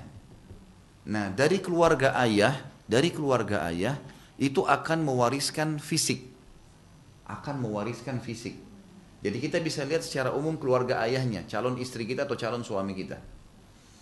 Keluarga ayah ini akan menurunkan fisik, warna kulit, paras wajah, rambut, ini semua dari keturunan ayah. Karakter, sifat umumnya dari keluarga ibu. Ini sudah umum, karena biasanya ibu itu mewariskan juga selain untuk nutrisi tubuh dari ASI, juga adalah sifat, karakter. Kenapa kita tidak boleh makan hewan bertaring?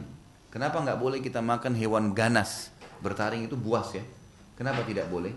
Karena bisa hasil penelitian terakhir dalam ilmu medis, ternyata memakan hewan-hewan yang buas ini bisa mewariskan sifatnya pada manusia. Kenapa babi diharamkan? Karena ada sifat-sifat buruk babi, bukan cuma sekedar ada cacing pita, gitu kan?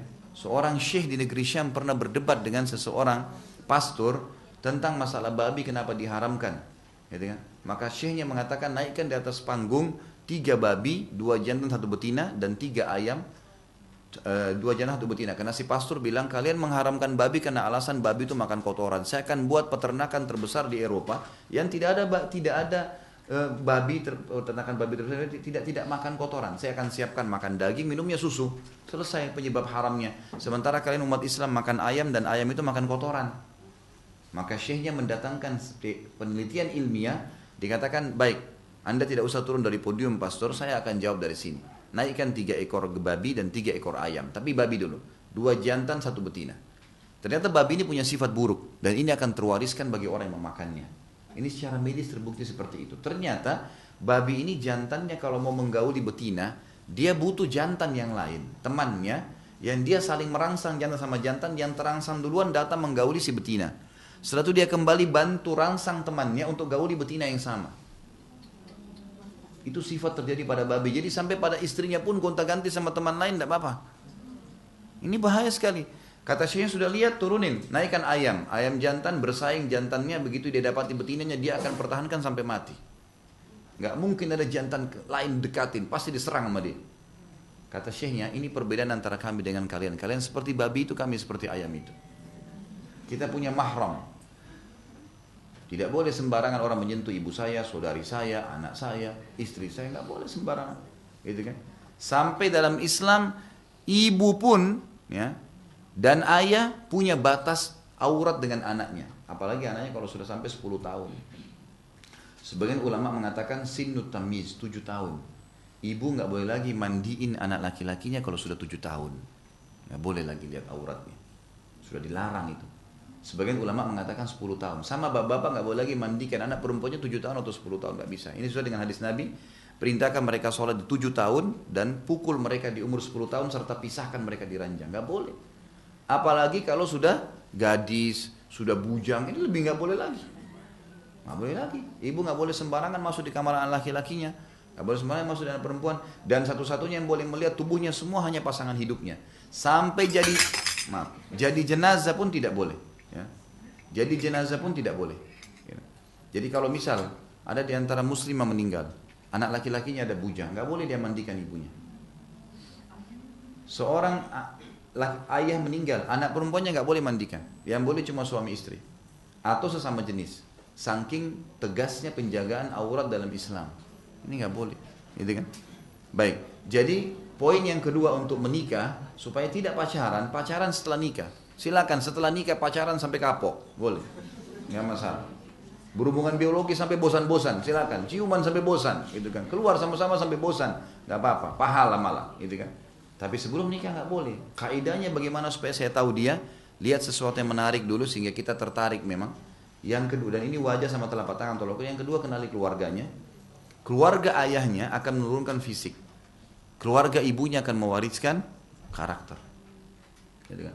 Makanya pernah ada sahabat, dia putih, istrinya putih, begitu menikah, hamil, istrinya melahirkan anaknya hitam. Spontan suaminya bilang, kau selingkuh. Saya putih, kamu putih, ini hitam keluar gimana? Nggak mungkin ini, gitu kan? Lapor kepada Nabi SAW, kata Nabi kepada orang ini, apa kau punya unta? Dia bilang, iya ada.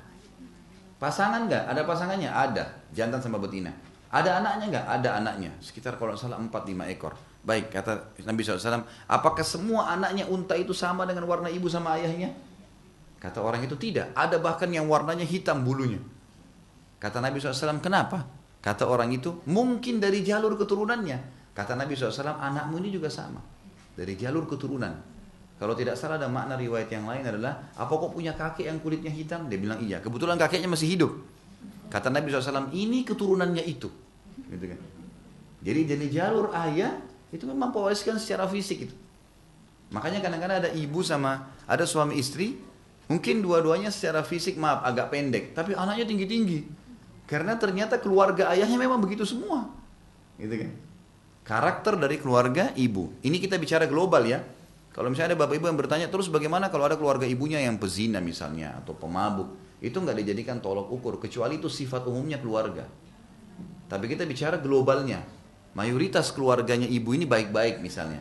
Ada keluarga semuanya dosen misalnya. Ada orang memang keluarganya baik semua pakai jilbab, memang suka pengajian. Nah itu sifat karakter keluarga itu terwariskan. Gitu ya. Umar bin Khattab radhiyallahu anhu pernah melewati rumah seorang penjual susu, gitu kan? Kemudian kakeknya, neneknya si penjual susu ini, nenek sama cucu, mengatakan kita tambah aja dengan air nih susu kita.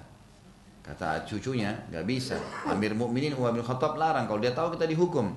Kata neneknya, nggak ada, Umar tidak tahu di malam hari. Padahal Umar lagi di belakang tembok rumah mereka.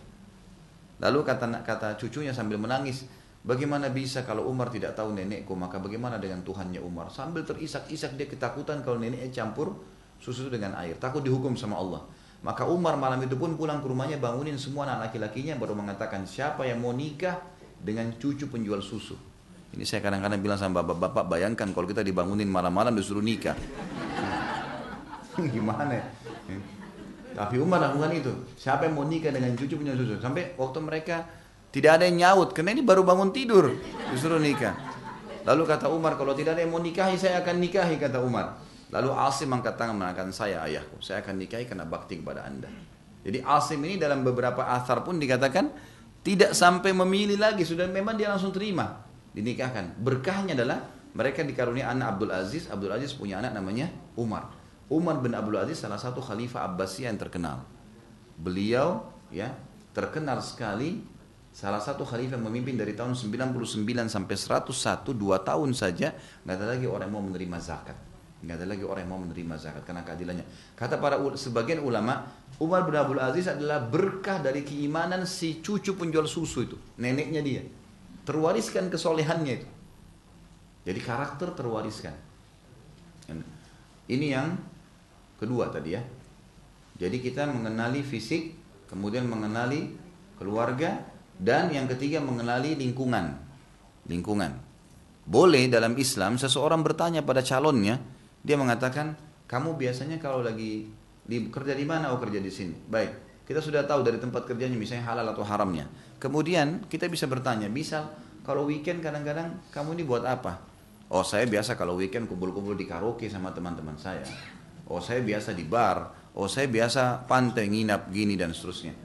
Jadi kita sudah bisa tangkap sebenarnya secara umum lingkungan. Tempat dia kerja, teman-temannya, kan gitu. Itu berpengaruh besar. Jadi kalau ada yang orang bilang, saya berteman sama orang-orang yang setiap malam minggu kumpul-kumpul di bar, lalu kita mau menganggap dia orang soleh, mustahil. Udah nggak mungkin. Ingat ibu-ibu dan bapak-bapak sekalian, salah memilih pasangan dari awal, salah semua ke depannya. Konsekuensinya 10 tahun, 20 tahun harus kita perbaikin ke depan. Kalau ibu-ibu mau dapat suami, memang dasarnya mau suami yang temani sholat malam, ngingatin kalau lagi salah, gitu kan. Kemudian selalu perintahkan untuk ingatkan perbuatan-perbuatan baik, baca Quran lah, dan anak-anak nanti akan ikut tahfidz Quran. Memang dari awal cari orang yang azan ke masjid, itu penuh masjid, banyak orang saleh.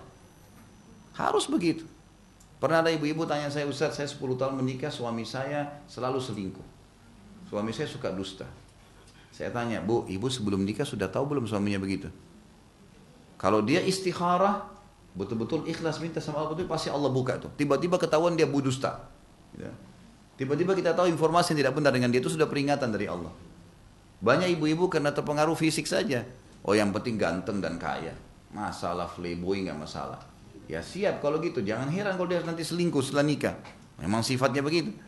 Bapak-bapak juga begitu. Banyak bapak-bapak yang berangan-angan punya istri yang soleha, pakai jilbab, sholat, didik anak-anaknya Quran, tapi nikahnya sama perempuan sembarangan di jalan yang tidak pakai jilbab. Gimana bisa ketemu antara target rumah tangga dengan cara milih pertama yang salah nih? Nggak mungkin kan gitu. Jadi harus difahamin masalah-masalah seperti ini. Lingkungan pasangan penting, kan gitu. Diketahui. Ini 3 hal kalau sudah diketahui, insya Allah tidak ada masalah. Tinggal Bismillah, tawakal kepada Allah, menikah. Allah akan berikan yang terbaik. Baik, dikatakan di sini oleh beliau dalam ayat ini Allah SWT menggiring zina, ya, atau menyatukan zina sama syirik dan membunuh jiwa karena beratnya zina itu. Sebagai balasannya Allah menyediakan kekekalan di dalam neraka dalam azab yang berlipat ganda lagi hina selama seorang hamba tidak meninggalkannya. Ia wajib meninggalkannya dengan taubat, iman dan amal saleh. Allah Subhanahu wa taala berfirman dalam surah Isra ayat 32, A'udzu billahi minasyaitonir rajim wala taqrabuz zina innahu kana fahishatan wa sa'a sabila. Janganlah kalian mendekati zina, jangan dekati zina, bukan jangan buat zina. Jangan dekati, tidak ada upaya untuk itu. Mulai melihat, mulai ngobrol, mulai tegur, tidak perlu. Sesungguhnya zina itu, kalau sudah kalian buka pintunya, adalah suatu perbuatan yang keji, pasti menyusahkan kalian, dan jalan yang sangat buruk. Allah SWT telah mengabarkan tentang kenistaan zina itu dengan sendirinya, yaitu keburukan yang mencapai klimaksnya sehingga kenistaan sudah melekat pada akal hingga bagi banyak hewan sekalipun. Di alam hewan pun sendiri, subhanallah, zina itu dianggap buruk. Kalau yang bukan pasangannya lalu dia gaulin, itu ada alam hewan yang menganggap juga itu buruk. Itu dinukil dalam riwayat Bukhari dalam sahihnya bahwasanya Amr bin Maimun al-Audi, ia berkata, ra'aitu fil jahiliyah kirdan zana bi kirdatin fajtama al-hurudu alaihima farajamuha hatta mata. Di masa jahiliyah, ini seorang sahabat radhiyallahu anhu, beliau bercerita dalam riwayat Bukhari, dia bilang di masa jahiliyah dulu sebelum masuk Islam, aku pernah melihat kera jantan berzina dengan kera betina, maka kera-kera yang lain berkumpul di depan keduanya lalu merajam keduanya sampai mati. Pernah terjadi, disaksikan oleh sahabat tuh. Jadi dianggap dia melanggar, dilemparin, gitu kan. Kemudian Allah mengabarkan tentang klimaksnya. Permasalahan adalah bahwa ia adalah seburuk-buruk jalan karena ia adalah jalan kebinasaan, kesengsaraan di dunia, jalan azab dan kehinaan di akhirat. Ya. Menikahi, ya, seperti misalnya puncak zina adalah menikahi istri ayah, adalah zina yang paling buruk. Tentu zina ada tingkatan-tingkatannya. Yang paling pertama, yang paling buruk adalah zina dengan mahram. Zina dengan mahram ini paling berat dosanya. Seperti orang ibu sama anak, ayah sama anak, saudara sama saudarinya. Ini kalau terjadi ini zina yang paling berat nih. Termasuk di dalamnya adalah menikah dengan mantan istri ayah. Ini nggak boleh. Jadi kalau misalnya laki-laki poligami, dari istri pertama dia punya anak ada yang bujang, bahkan mungkin anak dari istri pertama lebih tua daripada istri keduanya. Si ayah meninggal, tidak boleh si anak ini menikahi mantan istri ayah, nggak boleh, walaupun lebih muda. Bahkan pernah terjadi Nabi SAW mendapatkan informasi di satu jazirah Arab ada laki-laki menikahi mantan istri ayahnya karena masih lebih muda, ayahnya meninggal dinikahi. Maka Nabi SAW suruh ke sana membatalkan pernikahannya, lalu mengambil setengah hartanya sebagai denda, gitu kan, hukuman, gitu kan. Jadi ini nggak boleh. Kemudian level zina yang dibawanya adalah berzina dengan istri para mujahid. Ini lain ya. Ini memang ada hadis. Kata Nabi SAW, siapapun yang mengganggu istri mujahid, suaminya lagi jihad, kemudian dia datang menggodanya, wanita kadang-kadang lemah, mungkin bisa tergoda. Maka mungkin dengan khidmah, dengan ini akhirnya dia terpengaruh. Kalau dia berzina dengan istri mujahid, maka Allah akan datangkan si mujahid tadi hari kiamat berhadapan dengan yang menzinai istrinya untuk mengambil pahala dia semaunya. Maka kata Nabi SAW, apakah kalian mengira si mujahid akan menyisakan satupun dari pahalanya? Tanda tanya, tentu tidak. Gitu kan? Ini zina yang berat yang kedua. Zina yang ketiga adalah berzina dengan pasangan tetangga. Ini lebih berat. Ini berat juga nih. Zina dengan pasangan tetangga. Ya, waktu Nabi SAW ditanya perbuatan apa yang paling Allah benci, diantaranya berzina dengan pasangan tetangga. Artinya kalau laki-laki berzina dengan istri tetangganya, berarti tentu si istri tadi tetangga itu zina dengan suami tetangganya, kan gitu, otomatis. Ini termasuk dosa yang besar. Karena tetangga adalah orang-orang yang selain kerabat kita yang punya hak. Yang punya hak. Karena kalau kita ada apa-apa kita akan minta tolong sama tetangga. Dan ada hukum khusus hak tetangga dalam Islam. Ini zina yang ketiga. Zina yang keempat adalah berzina dengan wanita atau dengan laki-laki, tentunya laki-laki perempuan, dengan suka sama suka. Ini zina yang memang dosa juga dan berat gitu ya. Karena ini akan merusak hubungan antara keluarga nanti kalau hamil dan seterusnya gitu kan. Merusak dialog keluarga. Yang terakhir adalah zina dengan pelacur. Zina dengan pelacur ya. Ini bukan berarti zina dengan pelacur berarti ringan, tidak. Dia dari level dosa zina semuanya besar, tapi dia yang paling rendah. Karena dasarnya pelacur itu tidak ada urusannya gitu loh. Tapi tetap dosa besar, tetap dosa besar.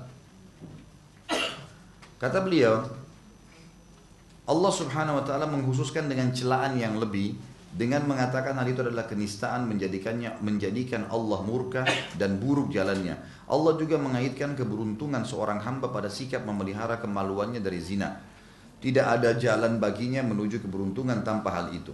Sebagaimana Allah telah berfirman di dalam surah Al-Mu'minun ayat 1 sampai ayat 7. Bunyinya a'udzubillahi minasyaitonirrajim, qad aflahal mu'minun alladzina hum fi salatihim khashi'un walladzina hum 'anil lagwi mu'ridun walladzina hum lizzakati fa'ilun walladzina hum li furujihim hafizun illa 'ala azwajihim aw ma malakat aymanuhum fa innahum ghairu malumin faman ibtagha wara'a dzalika fa ulaika humul 'adun. Sesungguhnya beruntunglah orang-orang yang beriman, yaitu orang-orang yang khusyuk dalam sholatnya. Khusyuk artinya konsentrasi. Ini sifat-sifat orang yang beriman. Dan dijanjikan masuk surga Firdaus, surga tertinggi.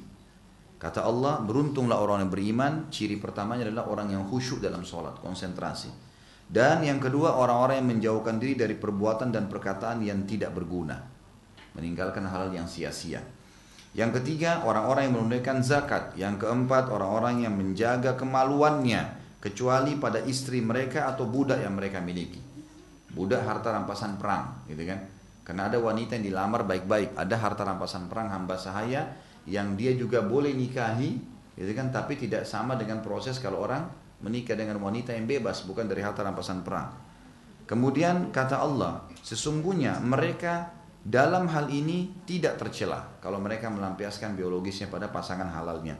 Barang siapa yang mencari yang dibalik itu, maka mereka adalah orang-orang yang melampaui batas. Lanjutan ayatnya, dan orang-orang yang menjaga amanahnya, orang-orang yang menjaga sholat 5 waktunya, sholat wajibnya. Mereka itulah para pewaris-pewaris yang mewarisi surga Firdaus yang tertinggi, gitu kan? Jadi ini ada 2 sifat yang belum disebutkan lagi, masalah menjaga sholat dan menjaga amanah. Gitu. Tapi saksi bahasan kita adalah masalah melampiaskan pada pasangan halal masalah biologis. Ini berisi 3 perkara kata beliau. Barang siapa yang tidak memelihara kemaluannya maka ia bukan orang yang beruntung. Ia tergolong orang yang tercela dan melampaui batas. Ia tidak mendapatkan keberuntungan dan pantas menyandang sebutan sebagai orang yang melampaui batas serta mendapatkan celaan. Menahan kepedihan syahwat itu lebih mudah daripada sebagian hal ini. Artinya kalau orang menahan syahwat memang ada gojolak, tapi itu lebih mulia dibandingkan kalau orang lampiaskan pada zina, gitu kan? Maka efeknya sangat berat. Dia mencela manusia, ya. Semisal dengan itu, dia mencela manusia dan bahwa manusia diciptakan. Di situ yang punya buku tolong, dalam keadaan diganti memiliki potensi. Kalau ada yang punya buku, ada kata-kata semisal dengan ini, dia mencela manusia dan bahwa manusia diciptakan dalam keadaan tergesa-gesa. Jadi bukan dalam keadaan tergesa-gesa, tapi dalam keadaan diganti dengan memiliki potensi. Dicoret, ditulis di atasnya memiliki potensi tergesa-gesa. Jadi ada potensi itu dalam diri kita. Manusia kadang-kadang tergesa-gesa. Misal kita haus, kita tergesa-gesa pengen minum, gitu kan? Tergesa-gesa. Nah, dalam masalah biologis gitu, kadang-kadang orang tergesa-gesa ingin menyelesaikan biologisnya. Padahal sebenarnya ini tercela, manusia tidak boleh begitu, dia harus bisa mengontrol. Ia tidak sabar menghadapi keburukan dan tidak pula bersabar terhadap kebaikan. Bahkan jika ia mendapat kebaikan maka ia menghalangi dan bakhil terhadap orang lain. Manusia kalau memiliki, kalau haknya dia buru-buru, tapi kalau haknya orang lain dia menahannya. Ya. Itu ada potensi itu dalam diri manusia. Dan jika mendapatkan keburukan maka ia berkeluh kesah. Kemudian orang-orang yang dikecualikannya, Allah dikecualikan oleh Allah adalah hamba-hambanya yang selamat. Dia menyebutkan di antara mereka adalah disebutkan dalam surah Al-Mu'minun ayat 5 sampai ayat 7. Kita buka dulu Al-Qur'annya ya. Al-Mu'minun surah nomor 23 ayat 5 sampai ayat 6. Tapi saya bacakan dari awal ya. Ini tadi yang kita baca sebenarnya yang sebelumnya ya.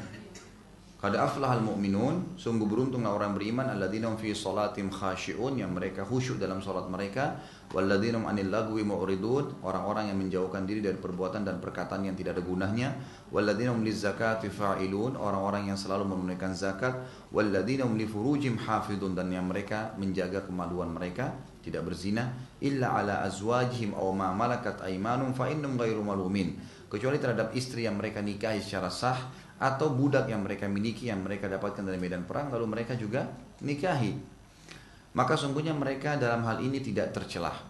Faman ibtagha wara'a dzalika faulaikumul adun, barang siapa mencari yang dibalik itu maka mereka orang-orang yang melampaui batas.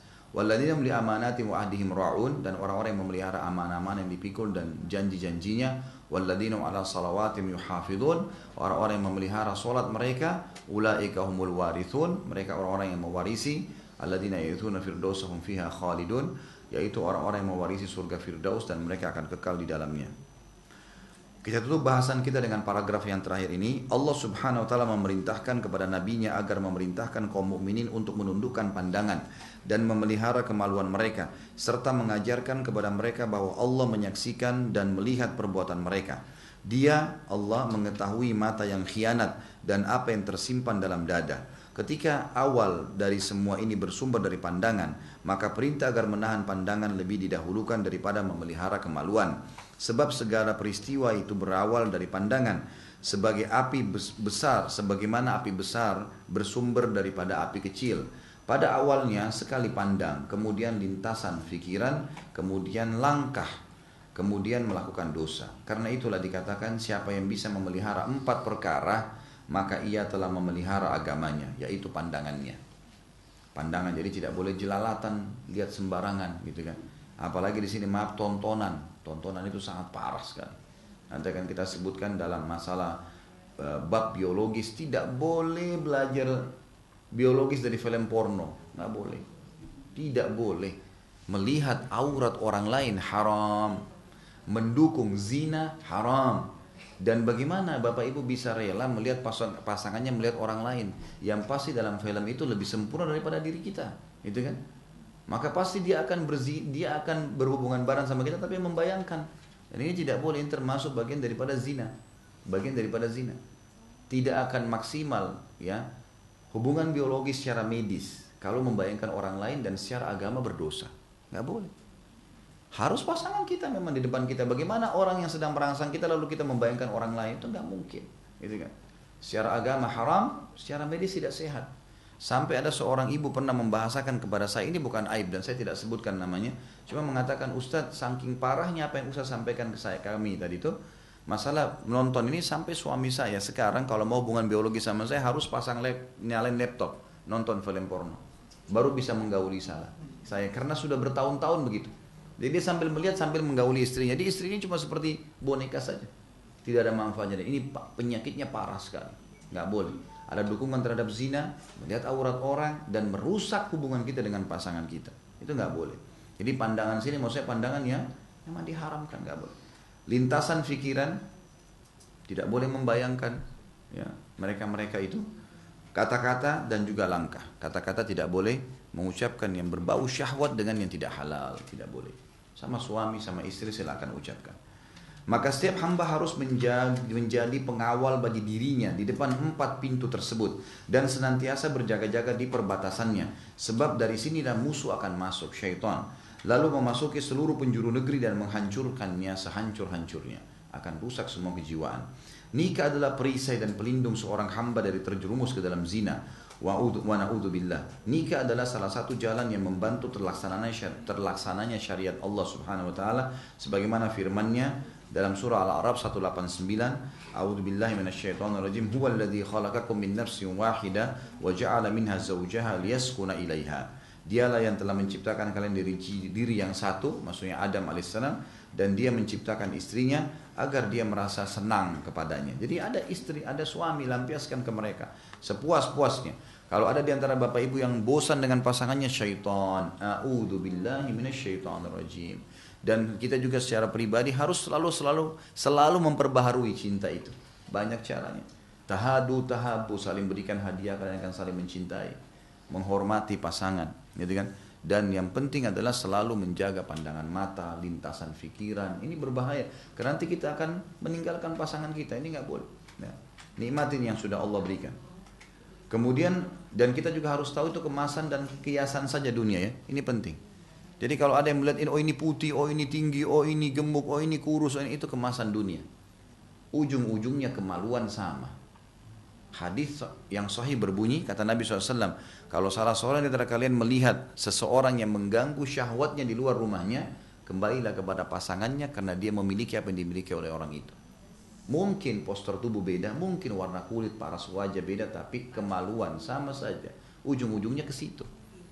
Jangan terpengaruh. Kita lagi lapar, pengen gado-gado, tapi gado-gado lagi tidak ada, yang ada mie goreng, makan saja. Itu kemasan, karena kalau sudah masuk di tenggorokan, kita sudah tidak bisa lagi memikirkan itu. Benar nggak? Sekarang orang ambil nasi nih, ayam, sambal, tempe, diambil, kita masih bisa lihat ya, kemasannya masih ada. Baik, kita ambil, dicampur-campur di tangan kita masih bisa kita bedain. Begitu masuk ke lidah masih bisa dirasakan di lidah. Awal orang mau berzina masih bisa rasakan, gitu kan? Tapi begitu masuk ke tenggorokan masih bisa bedain mana tempe, mana sambal, mana ayam, nggak ada ceritanya. Maka ini kata kuncinya. Tidak boleh orang selalu tamak, rakus, seakan-akan tidak pernah cukup dengan yang ada. Ini tidak boleh.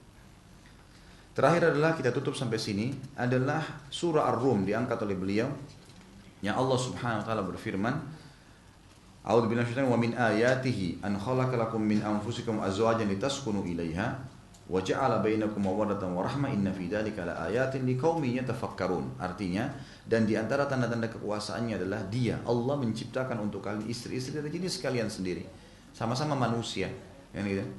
Jadi sama, cuma berbeda sedikit, alisnya tipis, tebal dan tapi sama manusia. Agar kalian cenderung dan merasa tentram kepadanya, dan dijadikanlah di antara kalian rasa kasih dan sayang. Sungguhnya pada demikian itu benar-benar terdapat tanda-tanda bagi kaum yang mau berfikir. Kata ulama, puncaknya seseorang merasakan kenikmatan dengan pasangannya kalau dia betul-betul menjalankan sesuai dengan syariat. Kejenuhan terjadi kalau rumah tangga sudah dimulai dengan zina terlebih dahulu, misal, ya, atau ada dosa-dosa, atau memang masih terus-menerus melihat, karena tidak pernah selesai ini, tidak pernah selesai. Ya, tidak pernah selesai masalah godaan-godaan. Ada seorang laki-laki datang kepada syekhnya mengatakan, "Hai syekh di Saudi, kenapa ya saya waktu sebelum nikah sama istri saya lihat istri saya wanita yang paling cantik di dunia. Setelah menikah, saya melihat dia biasa saja. Setelah punya anak, saya melihat banyak perempuan yang bersaing sama dia. Setelah anak mulai membesar, saya melihat dia orang yang paling jelek." Oh ya. Bagaimana apa yang terjadi? Kata syekhnya, permasalahannya ada di matamu. Kata begitu syekh, di matamu. Karena kamu terus jelalatan, maka istrimu akan terus menurun kualitasnya. Karena di luar sana akan terus ada yang lebih muda dari dia.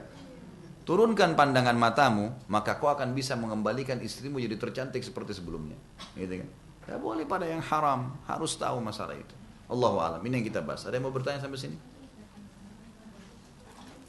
Jangan banyak-banyak ya. Saya ada taklim lagi duhur nih. Cuman 2. Baik. Jangan tambah dulu. Bisa saja pertanyaannya ada di sini nih.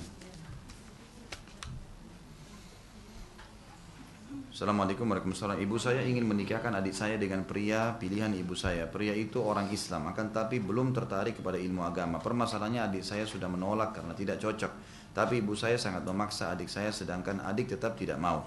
Sekarang ibu saya marah karena saya tidak mau mendukung ibu saya untuk memaksa adik saya. Bagaimana sebaiknya yang saya lakukan? Tetap mencari ridho ibu dan tetap memberikan pemahaman-pemahaman kepada ibu agar ibu tidak ngotot untuk menikahkannya. Dan coba sampaikan kepada ibu anda tentang masalah ya, hadis-hadis syar'i yang kata Nabi SAW, kalau datang kepada kalian yang kalian ridhoi agamanya dan akhlaknya, maka terima lamarannya. Kalau tidak terjadi kerusakan di muka bumi. Nabi SAW yang suruh kita mendahulukan iman dan akhlak, bukan cuma karena kekayaan, gitu ya. Dan tidak berdosa, tidak durhaka seorang anak kalau dia tidak suka kemudian dipaksa orang tuanya masalah menikah. Bahkan di dalam buku-buku fikih termasuk buku Bulughul Maram ada hadis-hadis yang diangkat, dan ini Bapak Ibu bisa ikutin. Ya, mungkin Bapak yang bertanya bisa kembali kepada ceramah saya di Bulughul Maram di bab nikah. Saya tidak ingat hadis keberapa, mungkin hadis yang ke-1000 sekian. Tapi ada hadis yang disebutkan kalau pernah ada wanita, anak gadis menikah karena dipaksa oleh orang tuanya. Lalu dia tidak bisa jalankan rumah tangganya. Dia mengeluh kepada Nabi SAW. Lalu Nabi ceraikan. Jadi tidak boleh orang tua, bukan berarti karena dia orang tua lalu dia mau memaksa segala-galanya, itu nggak boleh. Ada hak-hak anak yang tidak boleh dilanggar, termasuk masalah menikah. Kecuali kalau anak kita mau nikah sama orang buruk, itu lain. Ini kalau terbalik kasusnya malah ibunya paksa dengan orang yang buruk, ini kesian si anak, gitu kan? Karena ingatkan, coba sampaikan kepada ibu-ibu, setetes sperma masuk ke rahim adik saya sudah cukup akan anak itu menjadi, kalau dia hamil, anak laki-laki ini akan jadi ayah anak ponakan saya selamanya. Kalau dia buruk maka akan jadi masalah, gitu ya? Jadi ibu tolong doakan, rayu ibu itu, berikan doakan supaya dapat pasangan yang baik dan seterusnya, gitu. Apakah ada batasan dari ta'aruf sampai ke waktu akad nikah? Tentu ada, tidak boleh ada pelanggaran agama, tapi boleh komunikasi. Tidak dilarang dalam Islam bertanya, gitu kan? Bertanya sesuatu yang ma'ruf. Tinggal di mana, kerjanya apa, orang tuanya siapa, dari suku mana, kebiasaannya apa, hal-hal yang mubah. Tapi ini jangan dianggap boleh sembarangan, telepon-teleponan, janjian, ini nggak boleh. Dalam Islam ada batasannya. Dan nanti puncak daripada kenikmatan pernikahan justru kalau tidak pernah ketemu itu. Itu luar biasa itu. Nanti mulai alam pacarannya setelah akad nikah. Itu luar biasa. Jadi orang sudah begitu pacaran sudah bisa pelampiasan biologis, berpahala lagi. Anaknya halal, keluarganya senang, luar biasa. Jalan orang tidak ada yang curiga, oh istrinya, oh suaminya, gitu kan. Harusnya begitu. Ada batas selama tidak melanggar agama, dan harus dibatasi komunikasi, terutama ibu-ibu, hati-hati. Nanti ada pelajaran kita tentang masalah mengenali karakter laki-laki. Laki-laki itu kalau perempuannya terlalu ngoyo itu berbahaya, malah tidak dihormatin sama dia. Kalau perempuan terlalu mudah disentuh, terlalu mudah diajak zina, pasti nanti dia menganggap remeh perempuan itu. Tapi itu sudah sunnatullah, Allah berikan begitu pertahanan bagi perempuan. Makin dia menjaga dirinya tidak mudah disentuh, kamu menyentuh saya nikah, tidak mau ya jangan, gitu kan? Apa yang butuh ditanya silakan, 1, 2, 3, 4, 5, sudah selesai. Nggak bisa ya sudah. Allah SWT akan mendatangkan orang yang lebih baik. Apakah berdosa orang tua jika putrinya sudah ta'aruf tapi meminta waktu dari calon menantunya untuk menyelesaikan kuliahnya 6 bulan lagi? Kalau anak sendiri yang bisa, dia mampu untuk menahan itu, ya, nggak ada masalah. Tapi jadi jangan orang tua yang ambil keputusan nih, terutama ibu-ibu, maaf, nggak boleh ibu-ibu, nggak boleh. Pernikahan anak di tangan dia dan ayahnya, ibu nggak ada urusannya di situ. Kalau ayahnya nggak setuju, jangan melangkah, nggak boleh. Kata Nabi SAW, wanita manapun yang menikah tanpa izin walinya, nikahnya batal. Walaupun ibu setuju 1000 kali, ayahnya bilang tidak, batal nikahnya anak itu. Nggak boleh. Itu bukan lingkupnya ibu, jangan masuk di wilayah itu. Biar ayahnya. Kalau kita diminta pendapat baru kasih pendapat. Memang begitu hukum Allah. Ini bukan karena kasus si suami ya. Jangan bilang kok suami enaknya. Ini bukan masalah itu. Hukum Allah. Kita sedang bicara masalah hukum Allah. Ini agama yang memandu kita begitu. Jadi nggak boleh. Banyak anak-anak subhanallah rusak rumah tangganya gara-gara ibunya ngotot suruh nikahkan walaupun ayahnya tidak setuju. Kewalihan ayah boleh dicabut hanya dalam keadaan satu. Kalau ayahnya orangnya fasik, orangnya buruk, nggak beragama, dan mau anaknya juga nikah sama orang yang buruk, pemabuk dan seterusnya, ini nggak boleh. Batal, pindah kepada wali hakim. Tapi kalau ayahnya soleh nggak boleh nih. Nggak boleh, jangan langkahin itu. Karena memang kewalian di tangan dia. Khidmah, pelayanan ibu yang dinomorsatukan. Hadis yang berbunyi tentang masalah bakti dengan orang tua, kata sahabat, siapa yang lebih layak saya layani ya Rasulullah? Khidmah, bisuhbati, maksudnya saya temanin, saya layani. Kata Nabi, ibumu. Siapa lagi Rasulullah? Ibumu. Siapa lagi? Ibumu. Kemudian siapa? Ayahmu. Maksudnya gini, kalau ibu minta diambilin air, ayah juga minta diambilin air, yang didahulukan siapa? Ibu khidmah. Nak antar saya ke sini, ibu bilang begitu, ayah bilang nak antar saya, ibu yang didahulukan. Tapi dalam masalah izin keluar rumah, dalam masalah nikah, dalam masalah penisbatan nama, nggak boleh kecuali ayah. Nggak bisa ini dibantah. Bahkan kata Nabi SAW, siapa yang membenci ayahnya dia telah kufur. Boleh. Orang izin keluar rumah tanpa izin ayahnya itu bisa bahaya, dilaknat. Ya, baik itu anak-anak ataupun si istri. Ini harus kita tahu ada batasannya. Saya memiliki anak laki-laki usia 20 tahun dan sedang dekat dengan seorang gadis. Maaf tadi yang saya titik beratkan pertanyaan itu. Jadi orang tua jangan mencampuri. Dia keadaan anak ya. Anaknya mampu menunggu ya tidak apa-apa. Dan itu harus ada udzur syar'i. Tidak ada hubungannya masalah selesai sekolah dengan menikah Bapak Ibu sekalian. Teman-teman saya lihat dengan mata kepala saya sendiri. Waktu masih kuliah di Madinah tahun 90. Mereka masih tingkat 1, tingkat 2 kuliah. Menikah bawa istrinya ke Saudi, prestasi itu kuliahnya. Gak ada masalah sama sekali. Bahkan subhanallah bisa meredam syahwat mereka di tempat kuliah. Banyak anak laki-laki ngeluh sama saya mengatakan, Ustadz, saya, gitu kan, dia bilang saya begitu faham sunnah, sudah ikut pengajian, saya tahu saya harus menikah. Saya tahu harus menikah. Tapi ibu saya, ayah saya tidak izinkan harus selesai kuliah. Saya masih baru tingkat 1 kuliah. Saya tidak bisa tahan syahwat saya. Fitnah di kampus. Pilihannya lanjutkan kuliah dalam kondisi mengekang diri atau saya berhenti kuliah. Ayah ibu saya tidak mau nikahkan. Kenapa ini? Kenapa bapak ibu ego begini nih? Apa hubungannya gitu? Kalau dia berhasil sampai dapat ijazah, kalau dia meninggal sebelum itu, gimana caranya?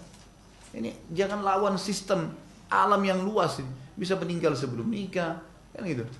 Bisa ada orang subhanallah sarjana mau wisuda tabrakan mati. Pernah ada pegawai ayah saya di kota Makassar begitu.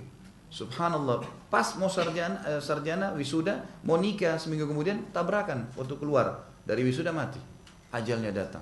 Orang tuanya sampai nyesal kenapa nggak nikahkan dari dulu, kesian, itu kan. Jadi jangan tarik tolok ukur anak kita kepada kita, tidak boleh. Dan jangan pernah warisi keburukan kepada anak-anak bapak ibu sekalian. Banyak ibu-ibu maaf, hamil di luar nikah sebelum nikah, dia mau juga anaknya hamil di luar nikah. Ini warisan buruk. Buktinya dia biarin anaknya sembarangan. Nggak boleh ini, gitu kan? Kalau kita bisa baca Quran umur 30 tahun, 40 tahun, jangan anak kita 6 tahun harus hafal Quran. Harus yang baik, berubah, gitu kan? Maka jika harus lebih baik, jangan salah. Saya memiliki anak laki-laki usia 20 tahun yang sedang dekat dengan seorang gadis. Saya khawatir akan terjadi perzinahan. Haruskah saya nikahkan secara siri mengingat mereka berdua masih kuliah? Jika nanti mereka sudah selesai kuliah dan bekerja, bolehlah dilakukan akad nikah dan walimah seperti lainnya pernikahan pada umumnya. Kenapa harus nikah siri? Kenapa nggak dinikahkan? Nggak usah malu, Bapak Ibu sekalian. Nggak usah malu dengan, oh nanti anaknya belum selesai kuliah sudah nikah. Iya, nggak apa-apa. Apa yang aib di situ? Persepsi ini harus dilawan nih, gitu kan? Persepsi negatif ini semua prasangka Muslim, ya, perasaan Muslim, apa saja, semua itu harus tunduk kepada hukum Allah. Allah bilang A, baik, walaupun dunia mengatakan buruk, kita mengatakan baik. Allah mengatakan baik, buruk, walaupun seluruh dunia mengatakan baik, kita mengatakan buruk. Itu orang Muslim. Agama jadi patokan, gitu kan? Pertanyaan terakhir, apakah ada tanda-tanda jika seseorang adalah jodoh kita? Jadi gini, takdir ada 2 macam, ada ikhtiar, ada mutlak. Takdir mutlak Bapak Ibu sekalian tidak ada campur tangan kita di situ. Misal, lahir dari rahim ibu siapa ibu kita, siapa ayah kita nggak bisa milih. Lahir ini ibumu, ini ayahmu. Anak kita nggak bisa milih. Fungsi anggota tubuh, mata melihat, telinga mendengar, kuping mendengar tadi, kemudian lidah mengecap, bibir mengucap, tangan memegang, kaki melangkah. Ini semua sudah tidak bisa diubah. Nggak ada orang bisa makan dengan matanya, ya, melihat dengan telinganya nggak bisa. Sistem alam, pergantian siang malam, hujan, musim, tidak bisa dilawan, itu mutlak. Termasuk dalamnya adalah sebagian rezeki dan ajal. Ini nggak ada campur tangan kita. Rezeki termasuk misalnya air sama teh ini saya nggak pernah pesan, lalu dikasih. Kita lagi duduk di rumah dikasih makanan. Orang tua kita banting tulang, kita dapat warisan. Mutlak datang kepada kita. Ini mau tidak mau akan datang rezeki ini. Kata Nabi SAW, tidak ada jiwa yang meninggal dunia kecuali rezekinya akan dilengkapkan. Maksudnya rezeki mutlak. Ada yang takdir kedua namanya ikhtiar. Ikhtiar ini berhubungan dengan perilaku seorang hamba, pilihan dia. Seperti makan, minum, aktivitas sehari-hari, tidur. Masuk dalamnya menikah. Masuk dalamnya juga memilih kebenaran dan kebatilan. Masuk Islam atau tidak. Itu namanya takdir ikhtiar. Artinya Allah catat di Lauhul Mahfuz tapi sesuai dengan pilihan hamba itu. Dia yang milih, dia yang tentuin. Misal saya mau menikah dengan A, B, C, lalu saya pilih si B. Pilihan saya. Allah SWT cuma berikan petunjuk, cari yang baik, yang beriman, gitu kan. Mau lebih jelas istikharah, saya akan berikan petunjuk. Tapi pilihan dia, itu namanya takdir ikhtiar. Dalam masalah jodoh ini ikhtiar kita. Ikhtiar. Dan kita pada saat tidak mau, salah kalau ada orang bilang jodoh saya belum datang, ini keliru. Pertanyaan saya kepada orang yang berkata seperti ini, berapa banyak orang yang telah Allah utus Anda tolak? Yang putih datang gak mau, yang hitam datang gak mau, yang gemuk gak mau, yang pendek gak mau, maunya apa ini? Rewel dia sendiri. Gak mau yang ini, terlalu gemuk, baik Allah kirim yang kurus. Terlalu kurus, ya. Datang yang tinggi, ini terlalu tinggi, banyak, dia yang nolak. Coba kalau dia tangkap sinyalnya Allah Subhanahu Wa Taala. Oh ya, ini sudah datang orang melamar. Oh ini orang yang saya cenderung istikharah. Allah akan mudahkan jalannya. Jadi tidak ada tanda khusus kecuali kita sudah tahu orang itu datang misalnya, atau memang ada kecenderungan mengungkapkan ingin menikah, kita tinggal istikharah, Allah tinggal mudahkan. Bagaimana proses pernikahan secara syar'i? Ini ada bahasan juga sendiri, nanti ada di buku kita ini, dan ada juga insya Allah di materi saya sudah diangkat di YouTube Manajemen Rumah Tangga Islam. Pertama, nggak boleh ada pelanggaran agama. Pernikahan Islam tidak boleh ada pelanggaran agama. Tidak boleh ada pelanggaran agama. Tidak boleh zina sebelum nikah. Ya, tidak boleh terbuka aurat di acara gedung. Ya, jadi tidak boleh ada ikhtilat, campur baur. Berapa banyak acara pernikahan di Jakarta menghasilkan perzinahan. Karena ajangnya luar biasa. Gitu kan? Musik yang dibolehkan adalah perempuan memukul gendang sesama perempuan. Selain daripada itu tidak dibolehkan. Ini hukum syar'i. Jadi kalau panggil artis perempuan nyanyi, nari-nari di depan orang semuanya, akhirnya laki-lakinya pada sorak-sorak, lihat aurat, silakan panen dosa. Gitu kan? Memang sudah begitu. Dan banyak terjadi anak muda laki-laki perempuan datang jadikan ajang pernikahan di gedung-gedung mewah untuk berzina. Mereka bertemu janjian, akhirnya nginap di hotel di atas, mereka hanya berzina. Banyak terjadi. Siapa yang nanggung semua? Pembuat acara. Punya andil. Gimana caranya? Gak boleh ada kemaksiatan. Yang kedua, pernikahannya harus ada wali wanita. Yang ketiga, ada mahar. Wali ini ayahnya ya. Tidak ada ayahnya, saudaranya. Kalau dia janda punya anak laki-laki boleh jadi walinya. Pamannya, pokoknya ada laki-laki. Fungsi wali ibu-ibu sekalian untuk membela diri Anda. Supaya laki-laki yang akan jadi suami kita tahu, oh ini ada laki-lakinya juga di belakang. Mereka nggak akan menganggap remeh. Itu wali, fungsinya ada. Dan Nabi mengatakan tadi siapa yang nikah tanpa izin walinya nikahnya batal, nggak bisa.